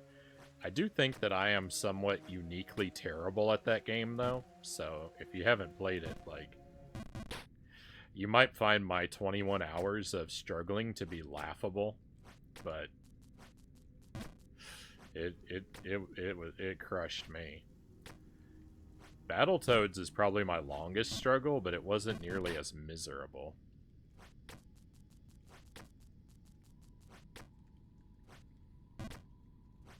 I just couldn't connect with the Klinger Winger. It took me weeks to like mentally unlock that part. And it turned out the thing that helped me was I was trying too hard. when I finally, like, just loosened up and played the level as lazily as I could, to where I was literally, like, barely holding the controller in my hands and just lightly tapping the buttons, like, with no effort, the level unlocked for me and I could beat it. It's crazy. Hey, Theodoros, welcome in. I swear I've seen someone play this before. Was it you? Or probably just a friend of mine. I've worked on it a few nights on the stream, so you could have dropped in if it was very recently. This is my third time playing it this week. But this is my ongoing first playthrough. I've never actually been through the whole game. I don't know what percentage of it I've seen, because it's a game where I feel like I'm not very far along, and it's a game where you are constantly erasing your own progress. So, it's a very difficult game to judge. In terms of time spent, no, but the other challenges I've done that were harder, excuse me, were for things I actually enjoyed. That 6 minutes, that 6 minute auto scroller just for one shot at the boss is no joke. I can understand the struggle. Yeah, it took me 21 hours on the Genesis version, and then just recently I finished the GBA version, because there was a GBA port of Echo the Dolphin. I didn't even know about it. It's part of an anthology on the GBA. But it took me 18 and a half on the Game Boy Advance. All of my previous experience with the Genesis meant basically nothing. Well, it did mean something, because it's so much worse in a lot of ways, the GBA. They did nothing to compensate for the screen crunch anywhere in the game. And when you're in that auto scroller, like, the camera moves with the same mapping, even though the screen is like 30% smaller. So there are legitimately parts of that auto scroller where you have to swim off screen around obstacles that never appear on camera to find your way around. It's so gross. Yeah, and the Game Boy Advance version is like the Genesis version. It gives you checkpoints, but if you die at the boss, you get checkpoints in the level, but if you die at the boss, it's still back to the beginning of the machine. It's like Ninja Gaiden. Your checkpoints are erased when you hit the boss. I'm enjoying the stream, but I'm getting tired. Good night, Angela says. Good luck with Jump King. If you beat it, no spoilers. I may attempt it once I get a copy. No spoilers, Angelus. Good luck. Good luck if you pick up a copy. Thank you again for the raid, my friend. Have a wonderful night. Have a great stream tomorrow, and hopefully I'll see you maybe Sunday night or Monday at the latest, probably, on my end anyway. They also took out all the music in the GBA version. So there is music, but it's just one 10-second loop that plays through the entire game. It's agonizing.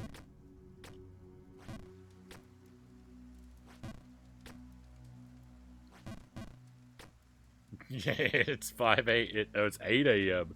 I'm still gaming and watching. My wife's gonna be mad.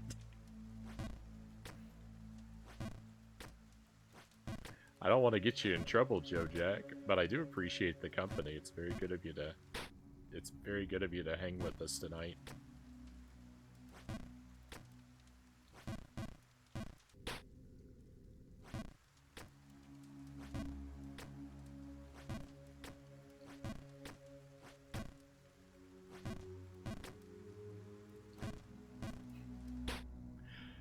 I don't know how long I struggled with it because I played it before I started streaming, but one of the games that I found really hard was Captain Toad.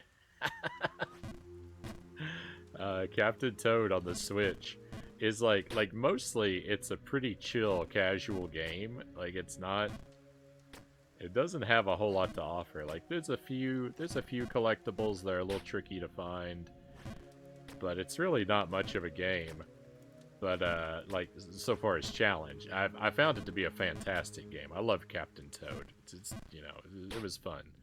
But, there's not a whole lot of challenge until the very end. There's one challenge in the post-game that is just devastating. I spent days on it. And I really wish I'd played that game after I started streaming, because I really could have used some company during that grind. But I just couldn't believe. I couldn't believe the challenge that they threw at you at the end of that game. It was so irritating. And the only way that I was able to beat it, the only way that I was even able, and you might consider this cheating, but the only way I was able to make it through was to remap my buttons on my controller. I had to move the run button to a shoulder button because I couldn't run and operate the camera at the same time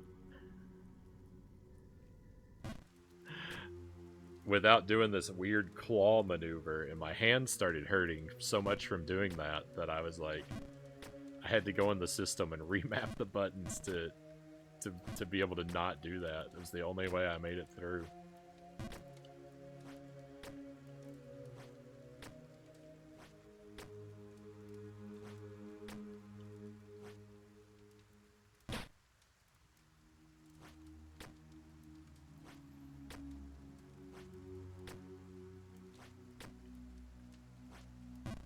Oh, that was just a terrible jump.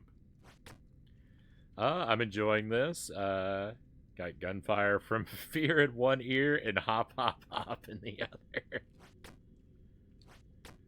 Isn't it more like hop hop splat? Hop splat splat.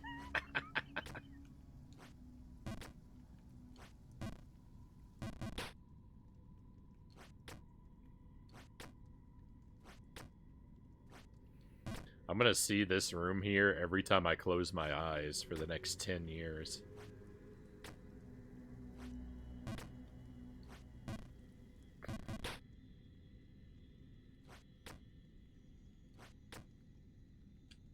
I have legitimately spent more time in this room than the time I've spent in some of the rooms of my own house.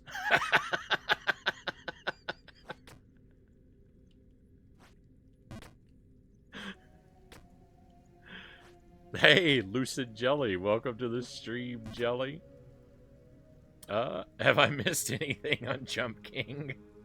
Actually, I hit a new PB. It went really well. It went really well. Thank you for stopping in. And yeah, I'm still streaming. I actually was starting. I actually was leading in to the wrapping it up for the night speech, and then good old Sarconius came in with a massive raid, and I couldn't let him down because I know he's a huge Jump King fan.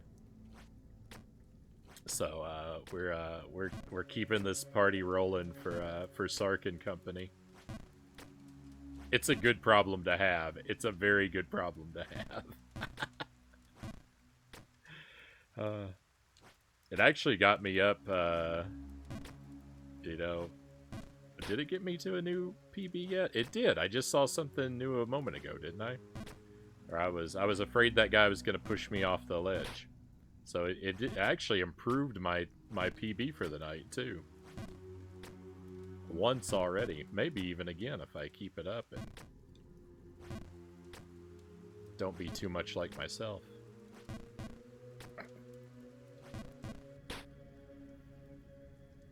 Hey, Bort Jams. Good evening to you. Welcome in. We wouldn't consider that cheating. We think all games should have remappable controls for sheer accessibility reasons. Beautiful. That's how I feel as well. I'm actually like, I actually feel really, I'm really annoyed whenever a game doesn't have button remapping options because it is basically nothing for a dev to include that feature, and that they wouldn't is careless and lazy and all kinds of bad things.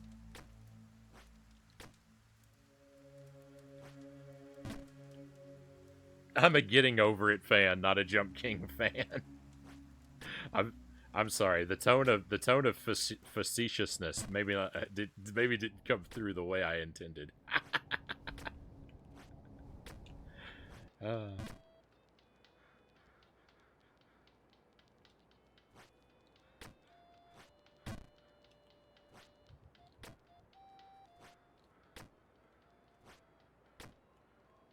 I haven't played Getting Over It, but maybe if I finish this, maybe I should. Maybe this game will prepare me for it.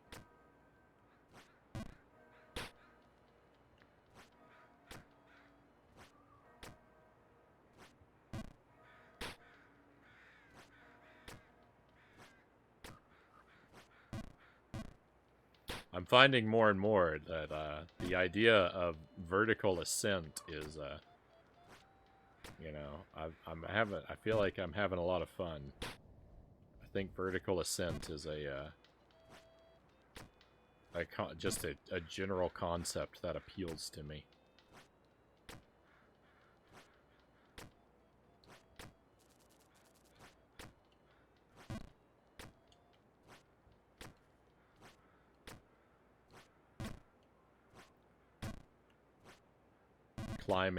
Climbing is a very rewarding activity.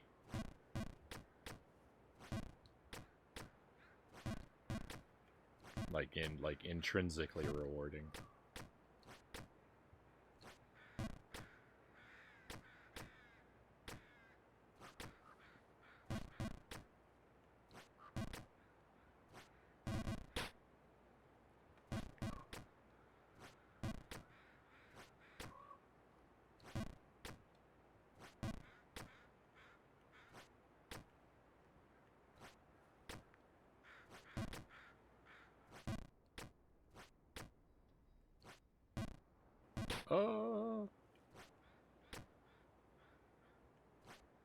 Oh, that was such a weak jump.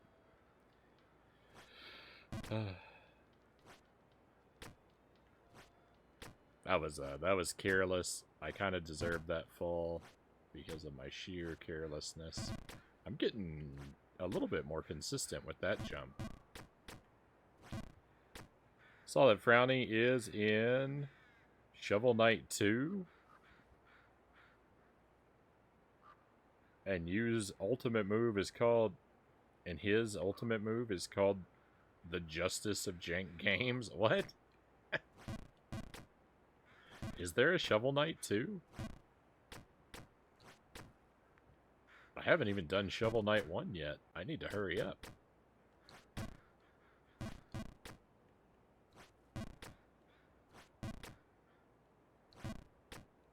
I've only very briefly sampled Shovel Knight. I've played a level or two in it.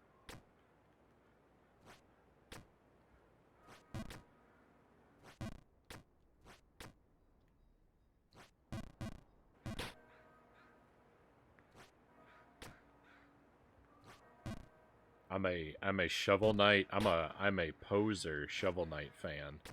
I have a Shovel Knight amiibo. And I've never even really played the game. And I've got Shovel Knight's amiibo proudly on display, like I know what he stands for.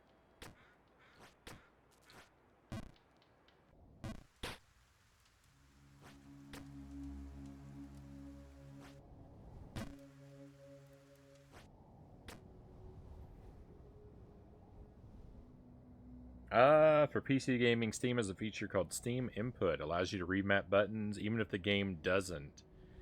I use unsupported controllers. Nice. So letting this info out there for any fellow PC gamers who might need this. It came in handy for me recently. Yeah, and the Switch, I mean, like, it doesn't give you all the controller options or anything naturally. But the Switch does let you globally remap the remap buttons. So you can remap anything. You can remap for anything, even if the devs don't allow it. But it's still bad on them for not having it in the game. You know.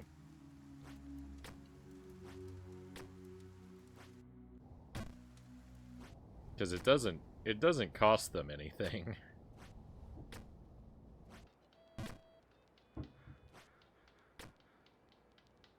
Shovel Knight Pocket Kingdom and Shovel Knight Dig.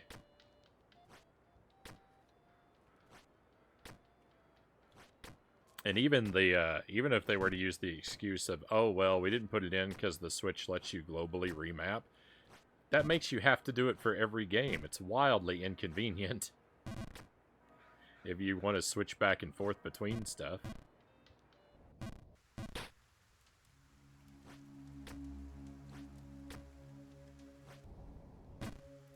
Hey, Streaming Fist. Welcome back. Back to Jump King. I hit a new PB. I've hit a couple new PBs. Like, I keep pushing my progress further. I also keep deleting my progress and brutally huge chunks.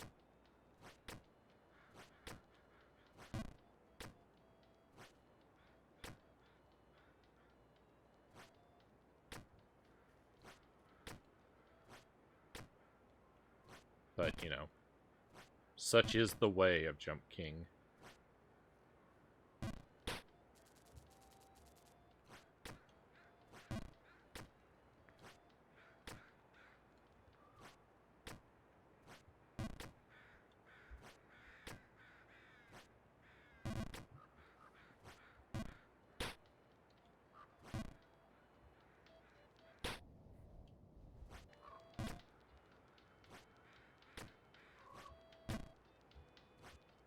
No.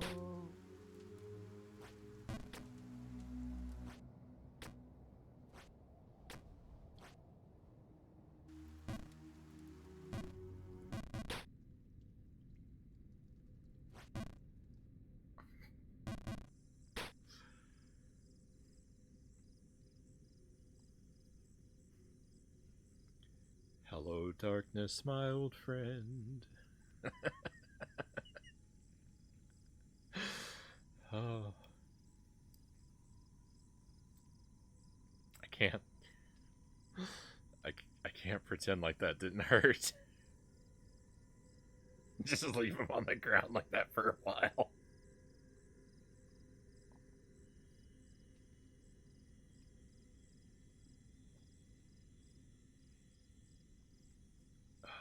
That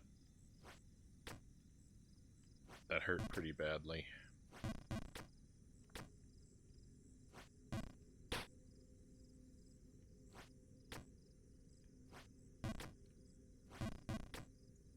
What a game I think you might like. What might that be, Streaming Fist? I'd be curious. What game is it? What type of game is it? And what platform is it on?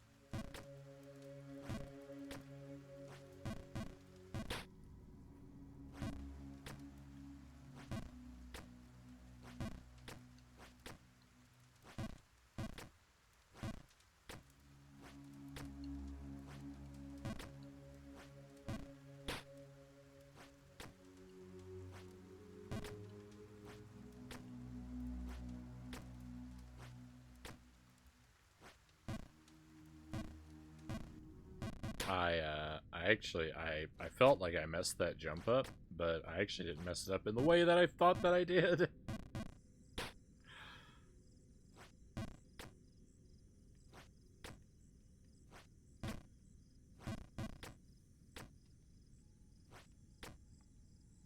Called Master Spy on PC, maybe consoles, 2D platformer. Sneak through increasingly ridiculous rooms, wear a trench coat that can turn him invisible. As you walk more slowly, each room is kind of like a puzzle. Try and figure out a good way to sneak through. No combat. If you get seen once, it's game over. Oh my. Master Spy. I think I watched someone play that one day. That sounds very familiar to me.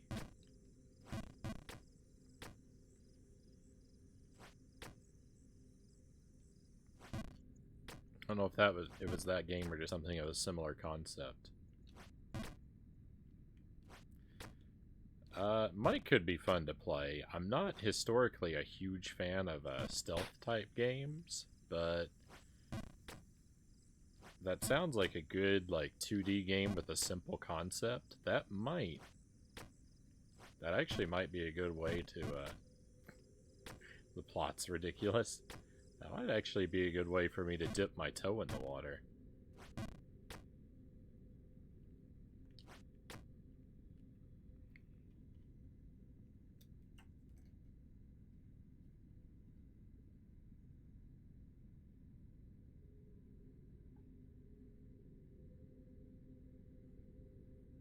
I'll write a note so I can check to see if it's available on the Switch. And if it is, I'll add it to my wish list and see if I can catch it on sale. Perhaps.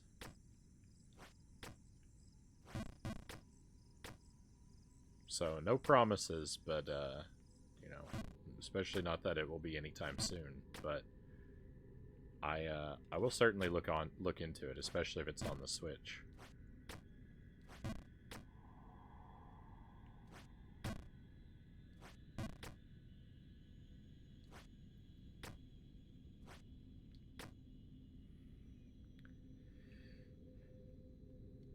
Once you got into it, you really liked it, even though you weren't sure about the stealth thing to begin with.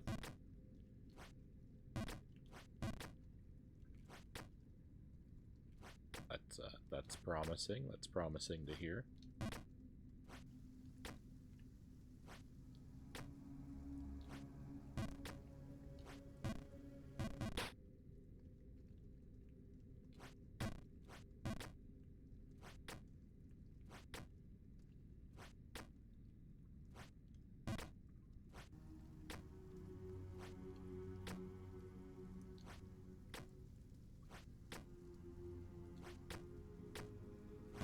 It's on the Switch? Beautiful. That really increases the chances, because PC games are pretty much out for me. I don't really game on PC ever.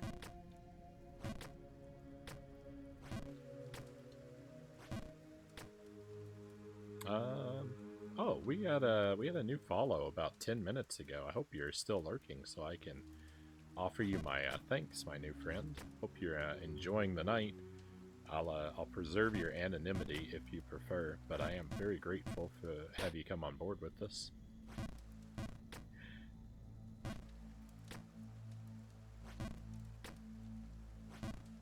No alerts means I'm responsible for watching my own activity feed, and I'm kind of woefully bad at that, so my apologies.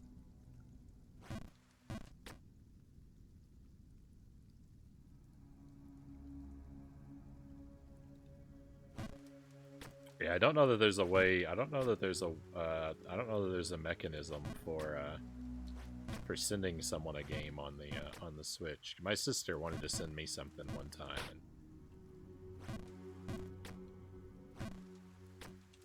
she couldn't figure out how to do it either.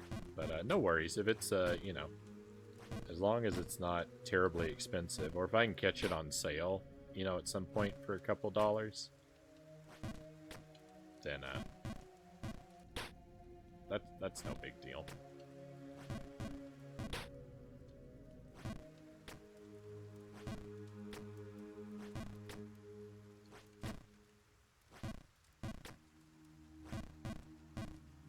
Sometimes, like, especially indie games, sometimes get pretty cheap on the eShop as long as you're willing to wait long enough. I mean, they don't get like Steam cheap, but you know, there's always that Nintendo tax. But but they tend to get really reasonable as long as you're patient. Yeah, $4. $4, not bad. I might be able to pick it up, but yeah, it sounds like some. It does sound like something worth checking out.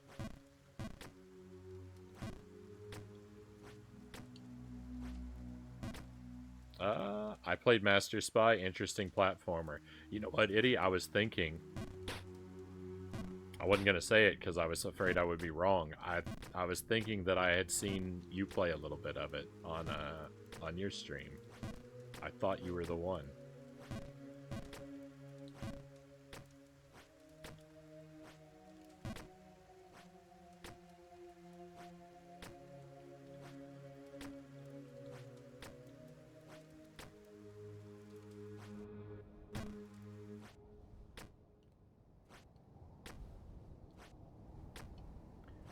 Ah, we can enjoy the fresh air of Bargenberg once again.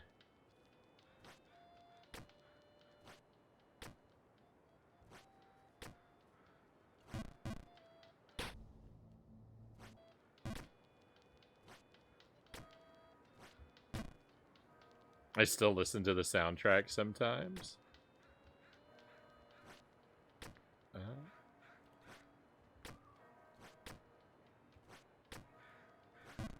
You might have been the one. You think you played it once on here?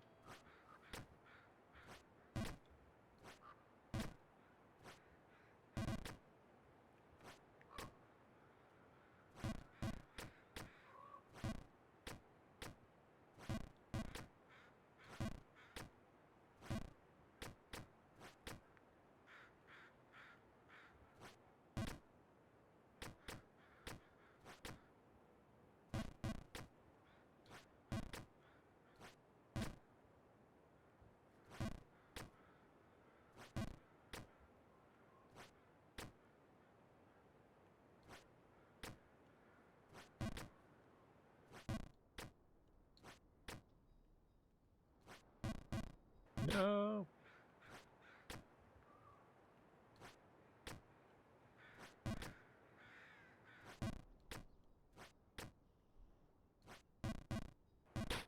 Double no.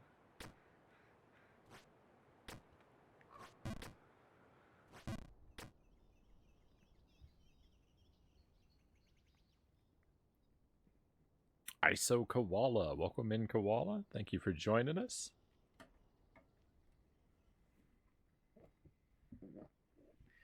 I do believe I recognize your handle from another Twitch chat. So pleasure to have you join us tonight. Taleo was a fun, modern precision platform I played recently. Not groundbreaking. But I watched someone making it on Twitch, and the game was actually pretty fun. Precision platformer. So is that like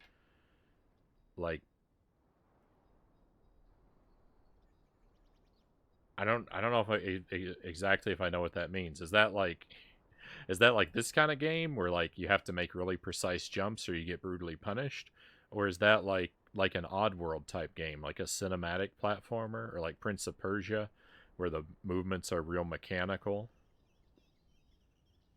I don't know that I know the the meaning of the term exactly. Been on here with another account. Oh, right on. Thank you for the follow. I've been watching someone play Taleo. I need to get into it. Eddie says.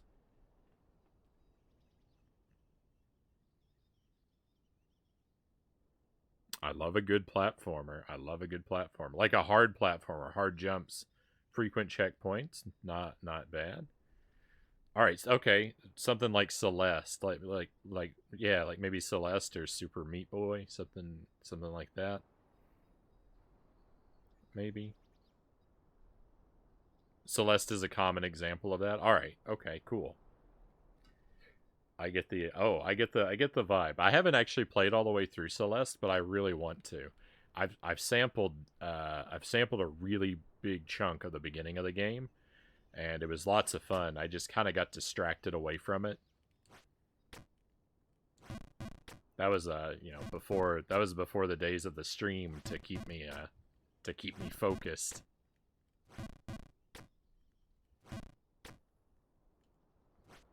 I used to have a real bad habit of starting up a lot of games and not, you know, not making a meaningful amount of progress.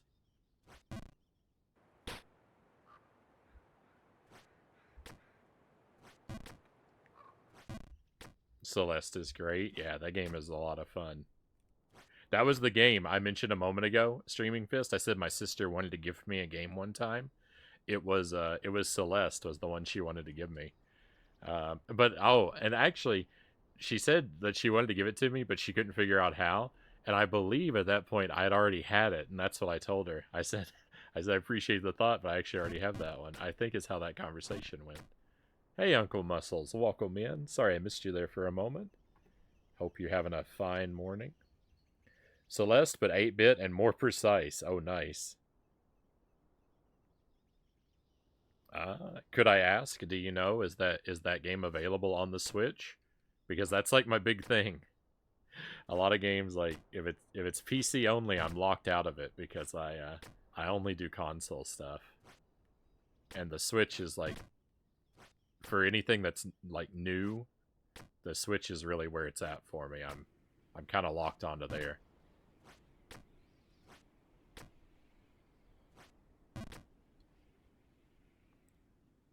Trying to get sleepy, woke up too early. I've had a lot of trouble with trying to get sleepy myself lately. My wife and I, for those who don't know, my wife and I got a new puppy last week, and that's a lot of like new responsibility. He needs a lot of care. He's got to go out a lot of times a day because he's a little guy and he needs to stretch his legs and he needs to use the restroom quite often. So that means a lot of waking up in the middle of the day when I would normally be asleep and then I can't get back to sleep. It's made some of my days rough, but it's all gonna be real good in the long run. It's all gonna be worth it. He is there is the benefit of he is a very sweet little guy. And he's mostly very well behaved. And the areas when he's not, where he's not, I think he'll grow out of. So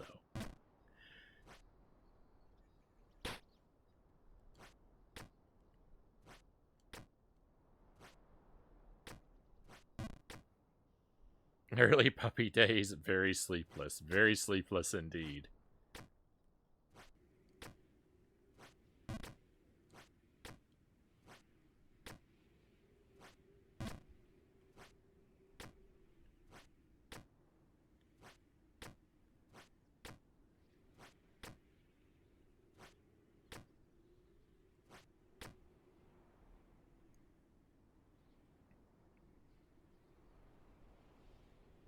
He's a very good boy, Jelly says. As much fun as it is to have an energetic young puppy, I am very much looking forward to having a well-behaved, well-trained, grown-up dog. And I'm willing to put in the time and the patience that requires.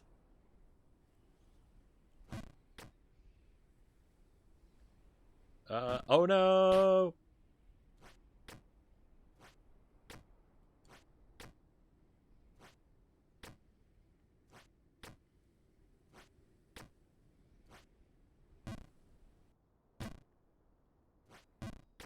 He did bump into the tablet and almost ban one of my chat members? No.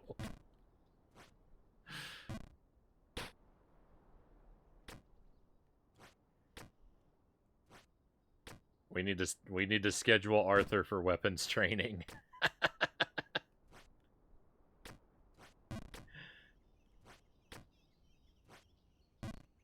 He's gonna have to learn responsibility and caution with the sword.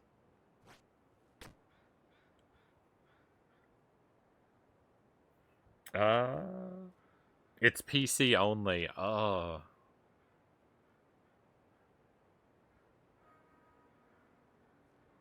Yeah, the new Asus ROG Ally handheld gaming console. It's super fun. I don't think I've heard about that one.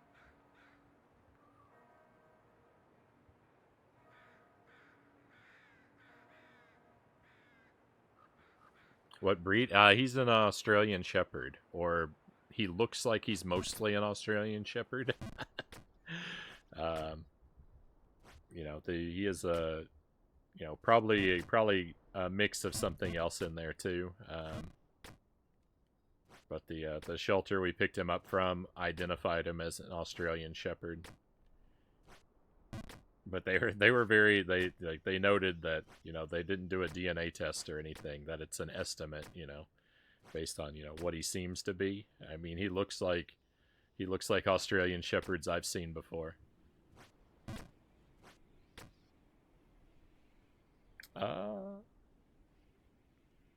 They're apparently the number one intelligent dog breed. I specifically wanted to get an Australian Shepherd, because when I was in high school, my best friend had Australian Shepherds, and they made a good impression on me. I'd kind of thought like someday like that would be a kind of dog that I would be interested in getting, and here we are.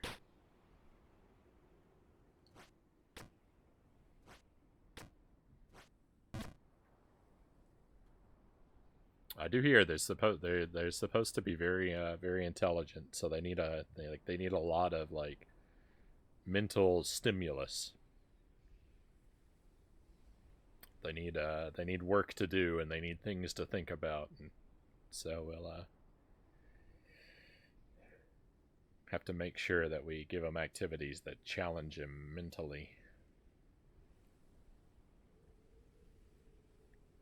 My 6-month-old pup, Joe Jack says, is a handful, especially for my poor cats. Oh yeah, we have 3 cats.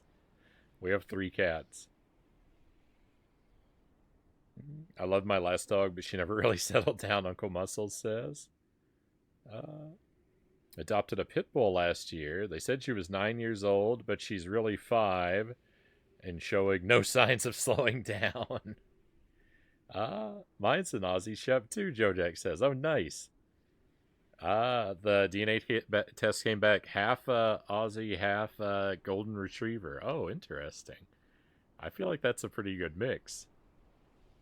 I've never had a Golden Retriever, but I've had a lot of Black Labs. Aren't they? Basically, I might be wrong, but aren't they variations of basically the same thing? When I was a kid, we had a few different Black Labs over the years as I was growing up.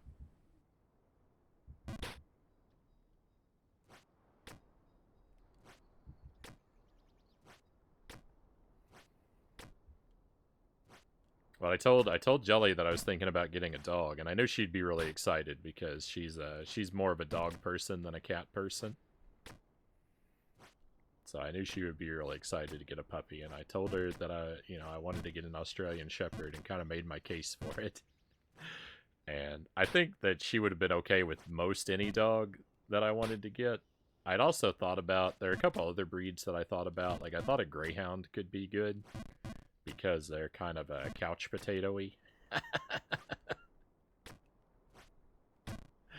I thought it'd be nice to have a dog that wants to lounge around with you all day.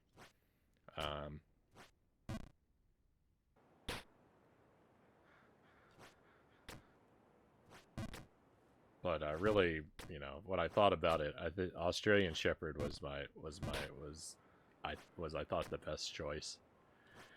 And so Jelly immediately started doing research, and she found a bunch of options, and she showed me one, and I said, "All right, that's good. That's him. We'll take that one."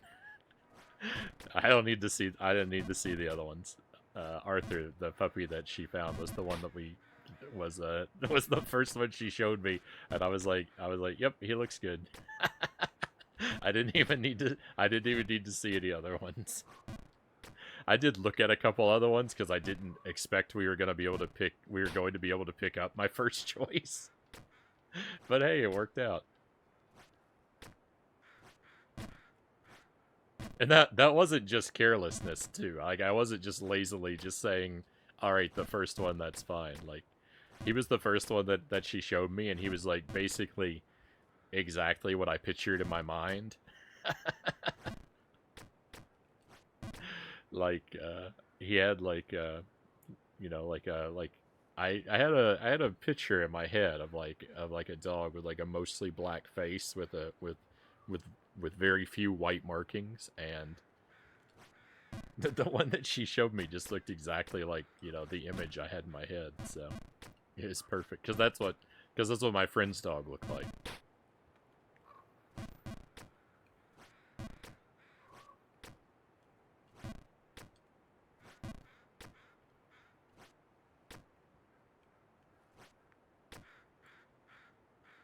So it worked out. It worked out really well.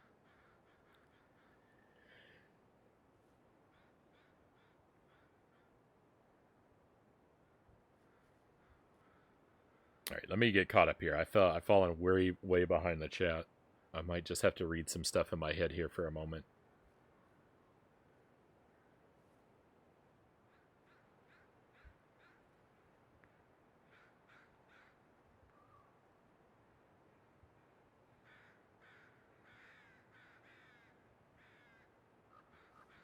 Had a pit bull terrier, made it to 12. Was always hyper and a little anxious.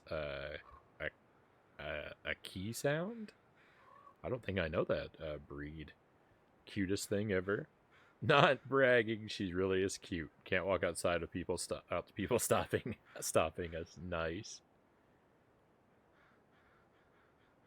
Need to walk my dogs more. Disabilities make it tough. I'm a little bit worried about that. The winter time and going for walks in the Wisconsin winter. We're probably gonna have to see about. We're probably gonna have to see about getting our dog some little snow boots or something. Because he's being busy on weather issues. Yeah. Golden Retrievers aren't the healthiest breed, though. They have plenty of genetic issues and short average life expectations. It's so funny that you guys have 3 cats, too. We've got a dog, 2 cats, and 4 ferrets. A regular zoo. Oh, wow. Yeah, we've got. I thought 3 cats was too much. I only wanted 2 cats, but we went to adopt one particular cat, and Jelly found another one that she just had to have. So, and I'm glad that she picked that extra one too, because he's great. So we ended up with 3 cats. And I was like, that's it. That's all the pets. No more pets. I knew Jelly wanted to get another dog someday, but I was like, we gotta wait till one of the cats passes on until we can get a dog. I want to have 4 pets. But then I don't know. I just changed my mind. I started thinking like I don't know. I started thinking about a lot of the benefits that dogs have, and I think I had a couple dreams about having a dog, and that kind of helped. So, so the pets, it was bad enough. It was bad enough being outnumbered by 1, but now they outnumber us by 2. So, if the, if the cats and the dog form an alliance, we're in big trouble. You should practice tricks with the Aussie Shepherd. Yeah, we're gonna work on some tricks. We're not overloading him with training right now.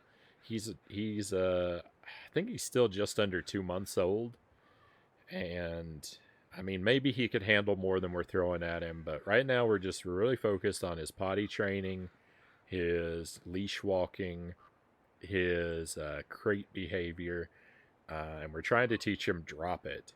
We're trying to teach him to play tug on command with a rope, but also to drop the tug rope on command. Because we're hoping that if he learns drop it in the context of that game, that the skill will easily transfer over to other things. And we figure that that's a good one. Like Like, that's a good one for a lot of reasons. Like, you know, that it has like not destroying stuff around the house implications, but also like safety implications if he picks up something bad, real bad for him. And so that's the main focus right now, are those four things: potty training, leash behavior, and leash behavior is complex. So like that's kind of a lot of little things to learn. So, potty training, leash behavior, being calm and quiet in the crate when he has to be alone, and drop it. That's the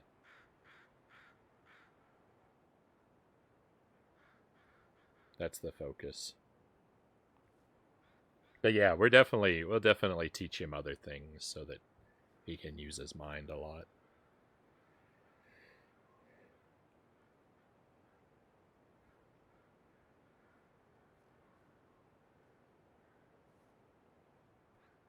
Uh-oh, the game's fallen asleep.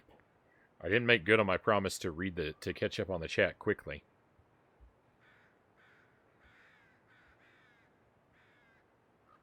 Dog refuses to go anywhere herself. Free 24/7, but doesn't go anywhere unless I do. My dogs are escape artists. Even with fences, I had to put up a dog run.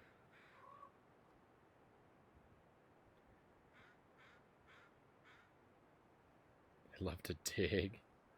Be okay during winter. No issues for them. For you? I hope not. Taking a dog out to walk in 3 feet of snow is scary. Bigger dogs need more exercise. Last one got atrophy in her hind leg from sitting too much. Ended up losing the ability to walk. Oh no, that's bad. That's unfortunate. We're gonna get him out a lot. He's gonna get to go for lots of walks. We're hoping, when we teach him to walk real well, he can be a good companion.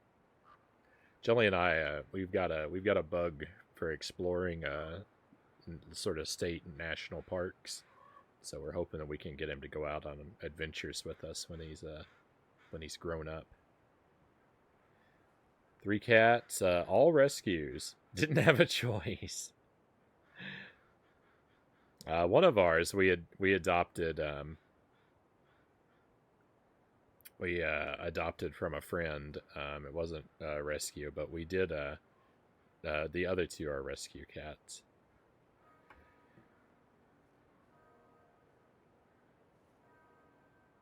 My mother's obsessed with giant Linenberg dog breed. She can't control them. They're very gentle and cause no issues, but they run away when they want. Also have tons of issues with health because they're a giant breed. Yeah, I really like great big, like huge dogs are really charismatic, but yeah, when they get really big, they get a lot of like heart and health problems. Is already Simon. I don't know what you were typing there, Jelly. It's already syncing. Oh, great! He'll drop your shirt on command. That's good. That's good. That's exactly what we want. I mentioned earlier, we talked about it before, and I'd mentioned how like the drop it training was kind of more your project. You were working on it with him regularly, and I really wasn't. So I mentioned earlier how I'd have to check in with you to see how that was coming along. We practiced it. We practiced it a few days, but just with the rope. I hadn't tried to get him to drop anything else yet.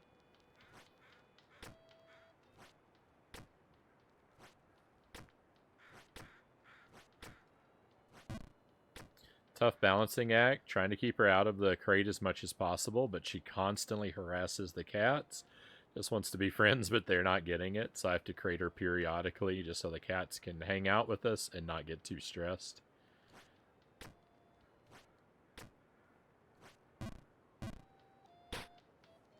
Arthur's spending a good portion of his day crated, more than than he's going to ideally, but there's not a whole lot of choice right now because he can't wander unsupervised, and we don't always have the freedom to, like, you know, be with him.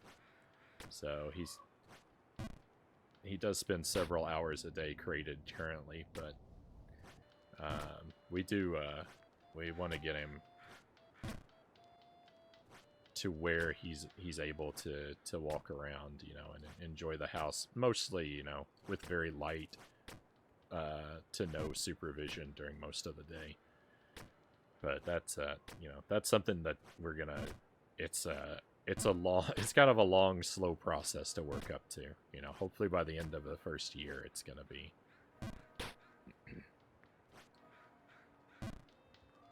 to where he's out a lot of the time, as long as someone is in the house. Because there'll definitely be places he can't get to that the cats can. We've already got one room that's pretty sectioned off, so they'll always have an escape route, or, you know, an escape zone, even as he does get more free. But yeah, it's just too dangerous to have him out unless someone's right there with him.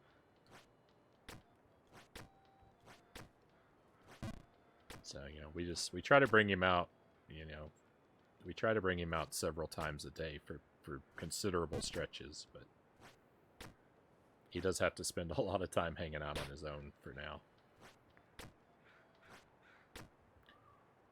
It's a slow process, but we'll both get there. I can't wait for the day when my wife and I and all three cats and the pup can cuddle puddle in the bed.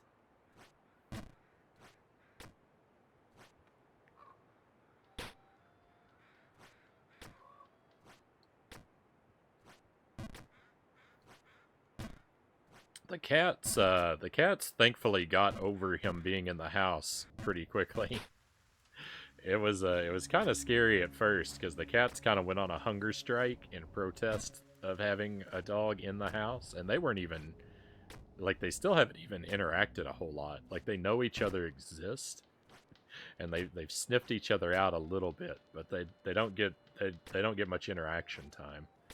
But the cats are just upset, just, you know, that he was in the house at all, and they refused to eat for a few days, and that was looking scary. But they've come around. Even Twiggy, who is our super ornery shy cat, who has no time or love for anyone or anything. even she is come to accept that the dog is now part of her reality in a way.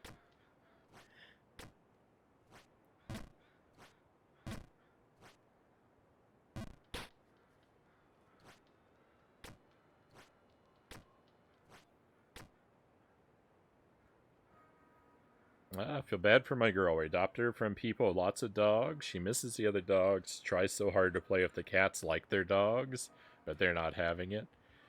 I'd love to get her a dog friend, but it's not in the cards. We're already over the pet limit on our lease as it is.